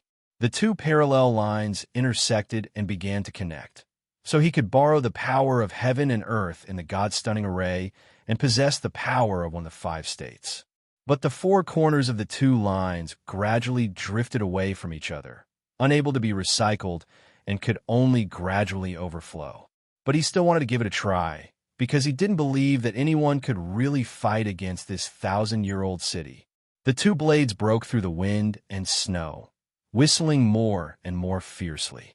The Abbey Dean looked calm. He once again brushed his face with his palm.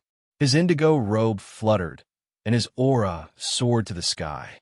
The perfect combination of immeasurability and quietus allowed him to integrate this war into another dimension.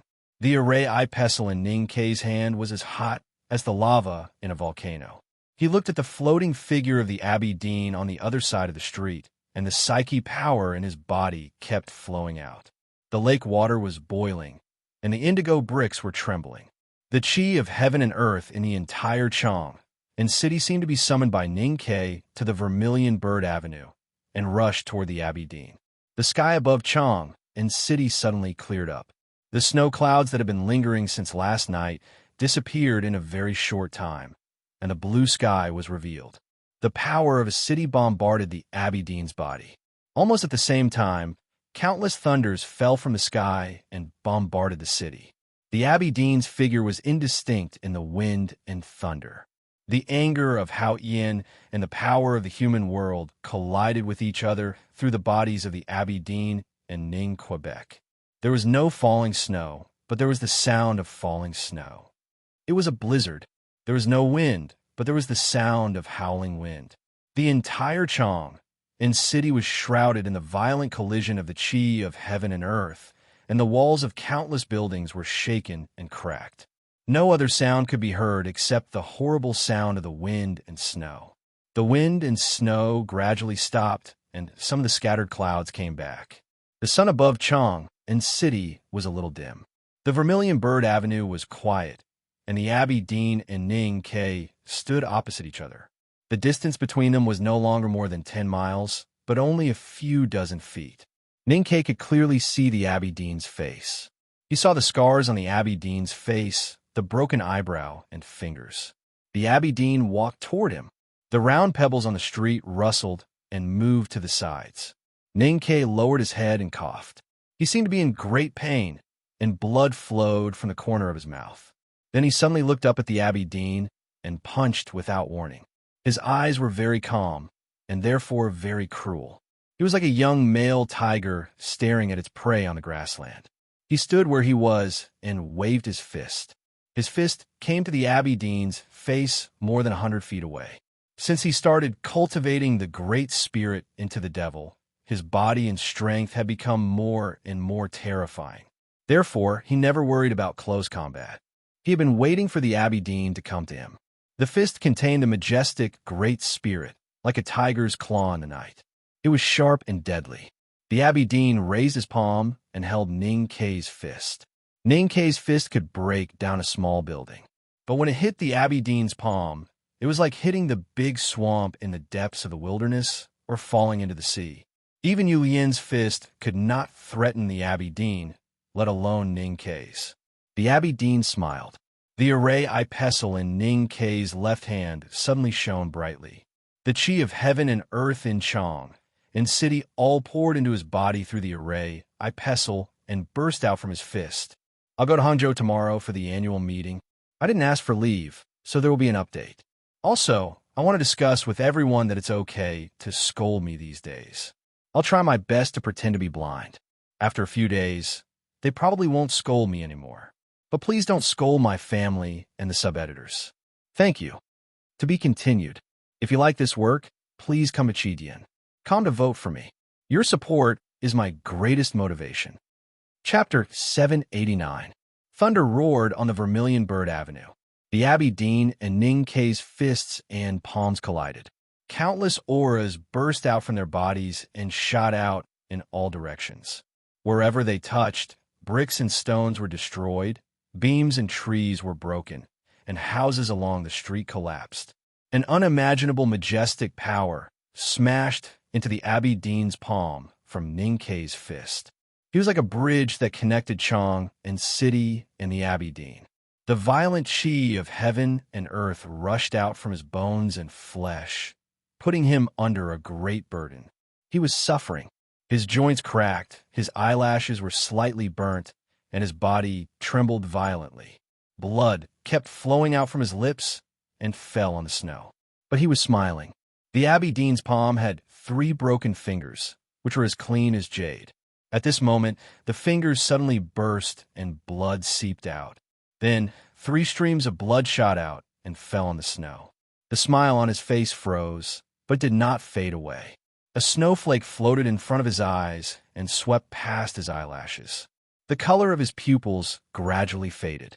Or, in other words, the color of the snowflake began to darken. It was gray. The Aberdeen's eyes turned gray, like the haze above the abyss. This was the second time that his eyes turned gray today. It was the second time that he used the secret method of Haotian Taoism, gray eyes. The secret method of Haotian Taoism, the gray eyes, was specially used to suck the psyche, power, and spirit of cultivators. It was very evil and horrible. Prince Longqing learned this method from the Shah hand scroll of the Tomes of Arcane, and then absorbed the peerless power of the Halfman Taoist. That was how he became a powerhouse in the wilderness from a useless person. The Aberdeen's gray eyes were tens of thousands of times more powerful than Longqing's. Facing his gray eyes, which were like the bottom of a dry well, even someone as strong as Yu Lian felt angry and scared. What could Ning Kei do? He felt the horrible sucking power like a black vortex on the Aberdeen and the wind blowing on his cheeks. His expression did not change, and he was calm as usual. He did nothing because the Aberdeen's gray eyes did not affect him at all. Both the psyche power in his sense of perception and the great spirit in his chest stayed where they were. The Aberdeen could not take away any aura from him, not even the smell. The Aberdeen raised his eyebrows. Ning Kei took a deep breath, and his chest puffed up like a war flag being blown by the strong wind. The cold wind and snow in front of him were all sucked into his lungs. The blood that spurted out from the Aberdeen's severed finger turned into a bloody mist and was sucked into his mouth. There were some blood stains on the corner of his lips. Apart from his own, the rest belonged to the Aberdeen. This scene looked very strange. Ning Kei knew that he was no match for the Aberdeen, even if he had Chang and behind him. From the very beginning, he never expected to defeat his opponent. He only hoped that he could fix the array of the astonished gods. That was why he was spotted by the Aberdeen even though he was walking on the street. That was why he waved his blade and cut the talismans on the snowy street. He fought from afar and only wanted to keep the enemy more than 10 miles away. All these signs clearly showed his fear, which could not escape the Aberdeen's eyes. Therefore, The Abbey Dean smiled calmly and approached him step by step. In fact, this was exactly what Ninkei needed. In a large-scale battle with the city of heaven and earth as the battlefield, he could not find any chance to defeat the Abbey Dean. On the contrary, if he was close enough, he might find a glimmer of hope in despair. Because he was good at close combat. After joining the devil, his body was as hard as stone, and he had terrifying strength. Most importantly, he had the Array pestle in his hand. In the morning, he saw the battle between the Abbey Dean and third sister by the Yiming Lake. The gray eyes was a secret skill of Haotian Taoism. But Ninkei knew this skill very well because he had fought with Long Qing outside the Red Lotus Temple. The gray eyes came from the practice of Tao Dai, of the Devil's Doctrine. The practice of Tao Dai had been lost for a long time. After Lotus died, there was only one person in the world who could use the practice of Tao Dai. That was Ning Quebec, and only Yi Hong Yu and Sang Sang knew about it. So he had been giving the Abbey Dean a chance to get close. He was waiting for him to get close. Looking at the Abbey Dean calmly walking toward him, he was nervous and expectant. Seeing the Abbey Dean's eyes turn gray, he became excited and happy. The gray eyes had no effect on him. His Tao Tai began to be released. Like the greedy monster in the legend, it desperately swallowed everything in front of it. The cold wind filled with snowflakes and a mist of blood entered his mouth.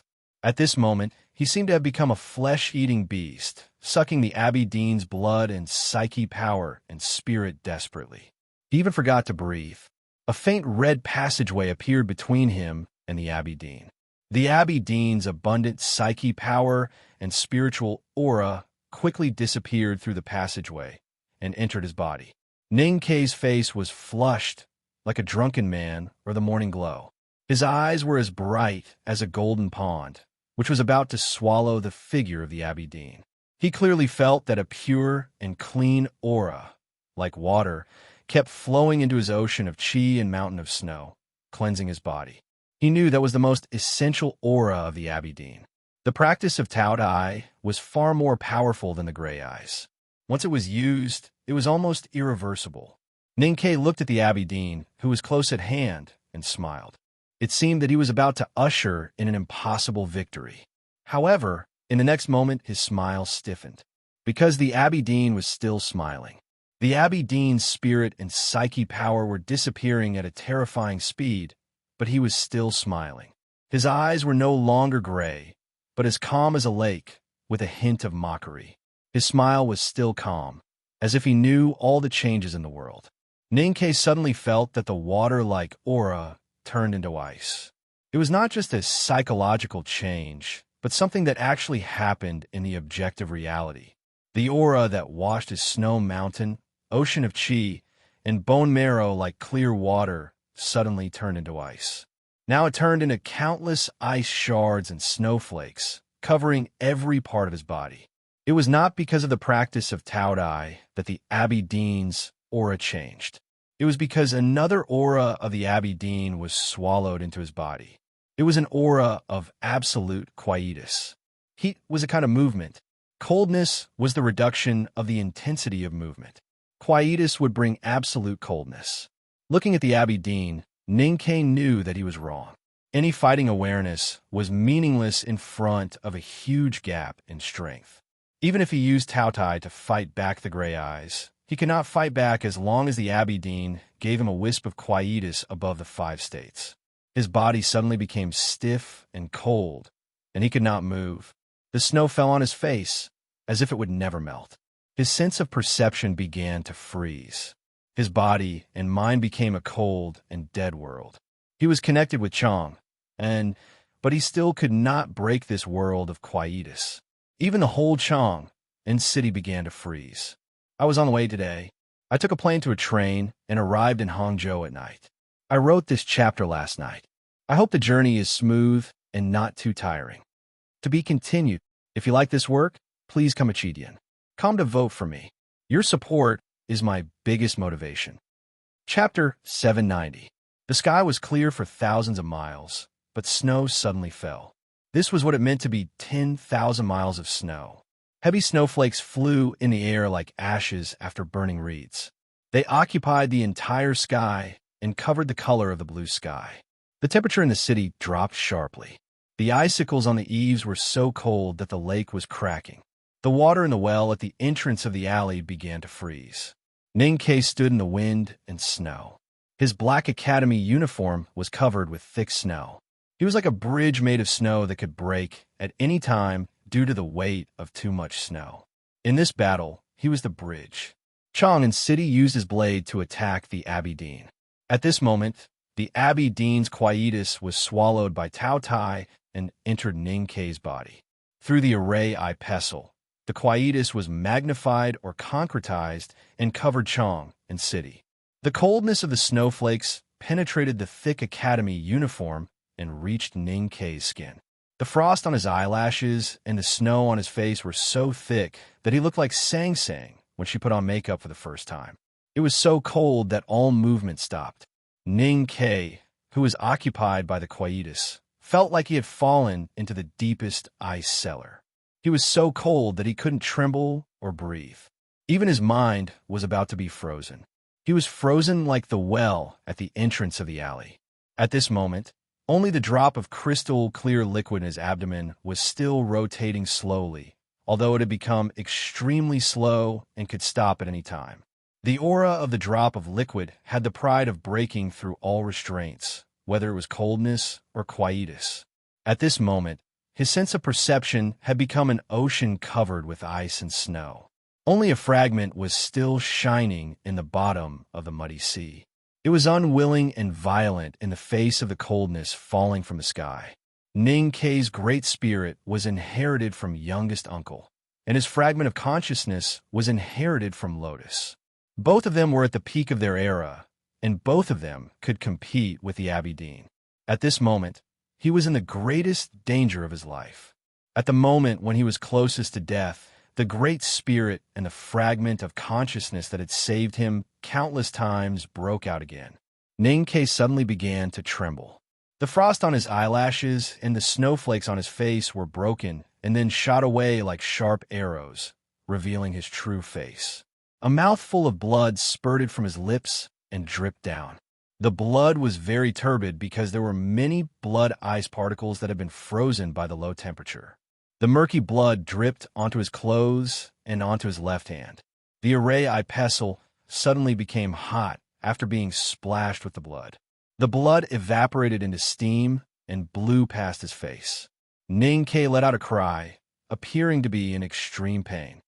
The ice armor on his black academy uniform was shattered, like snow being brushed off a stone bridge, revealing his true appearance. He suddenly opened his eyes. His hands trembled slightly as he exerted his strength to break through the ice and snow. Then, he let go of the saber. He had to seize this moment of awakening. He held the two ends of the array eye pestle with both hands and swept it horizontally in front of him in the snowstorm. Two lines were drawn in a single sweep, two perfectly parallel lines. The fierce talisman intent suddenly burst out in the wind and snow. Two horizontal character. Under the cover of talisman intent, Ninkei stepped on the ice and snow, leaped backward, and rushed dozens of feet away. The Abbey Dean had proven that he was invincible. Even though he had a city, he was still no match for him. He had almost died from a single glance. Therefore, all he wanted to do now was to leave. The further he stayed away from the other party, the better. On the Vermilion Bird Avenue, two fierce talisman intents appeared like two refined sharp blades. The Abbey Dean raised his right arm and pointed with his finger. Know the masculinity and defend the femininity, known as the stream of the world. Know the black and defend the white, known as the style of the world. Know the glory and defend the humiliation, known as the valley of the world. The Abbey Dean used the finger of the world. The finger intent completely ignored the two talismans on the snow street and flew away. Ninkei was still moving backward, and a bloody hole appeared on his knee. He fell backward, and a bloody hole appeared on his shoulder. After several soft sounds, 7 bloody holes appeared on his body. The Abbey Dean used 7 fingers, which coincided with the will of heaven, to cut off humanity, to cut off one's way of survival. Fresh blood flowed out and stained the white snow underneath Quebec. At this moment, he could only sit in an extremely ugly posture and had no strength to wield his blade. The Abbey Dean said, "Ingenuity is a small skill." Ninkei understood that the Abbey Dean was commenting on the previous battle. He had to admit that the Abbey Dean was right. No matter if it was showing weakness or luring the enemy to get close, it was not a great way for a real battle. Your current state is still far from the real great way. No matter how strong your desire is, it can't make up for it, not to mention that you have taken a wrong path. The Abbey Dean walked slowly, and the wind and snow parted him. "I have seen your calligraphy. It is different from others. I don't like it because you don't know how to use a clumsy brush. And that word is too heavy, so you have to use a clumsy brush." Ninkei raised his arm with some difficulty and wiped off the blood on his chin. He said, "If there is a chance in the future, I will remember your teachings and learn how to use a clumsy brush." There is no future. The Abbey Dean sensed two figures coming at a high speed in the wind and snow behind him. He knew that they were the powerful senior brother and sister from the academy. He didn't care. The whole city had been frozen by him. What could the people in the city do? Not far from the west of the Vermilion Bird Avenue, there was a plain or even shabby house. It was a common scene in Chang'an. Usually, there would be an old house that had not been maintained for hundreds of years next to an official's office. Prosperity and shabbiness always coexisted, and it was hard to tell whether it was good or bad. This street was called Senyuanli, where the most common people in Chang'an lived.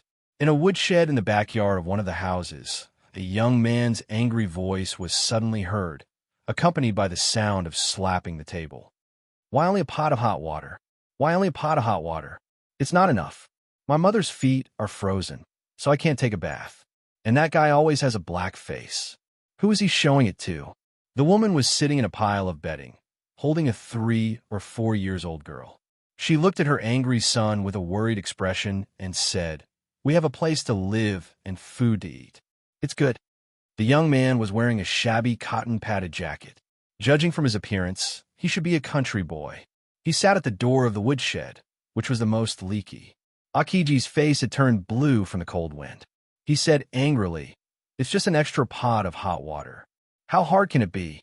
It was very cold today. Icicles hung on the eaves, and even the heat from the kitchen could not drift far. The young man was worried about his mother's cold feet, so he asked for hot water from the front yard. But he only brought back a pot and was scolded by the young man in the front yard.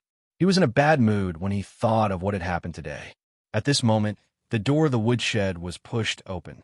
A young man appeared at the door. He was wearing a tight cotton-padded jacket and looked a little relaxed and arrogant. It seemed that he had been hanging around in the streets for a long time. The cold wind came in through the door, and the woman began to cough. But she did not care about herself. She hugged the little girl in her arms tightly and pulled the bedding over the little girl. The country boy looked at the city boy angrily, but he clenched his fists and did not dare to make a move, because the city boy had 2 knives in his hands. One was a chopper, and the other was a kitchen knife. I finished writing this chapter in the cafe by the broken bridge of Westlake. I want to argue with anyone who calls me petty bourgeois. It's really not good. The tables and chairs are not good. The shoulders and neck are not good. The wind on the lake is not good. It's good that I wrote it in the afternoon. I'm looking forward to going home. To be continued. If you like this work, please come to Chidian. Come to vote for me. Your support is my greatest motivation. That you're tuning in to the Warrior Lore YouTube channel. Don't forget to subscribe and join us on this journey to catch the most captivating stories.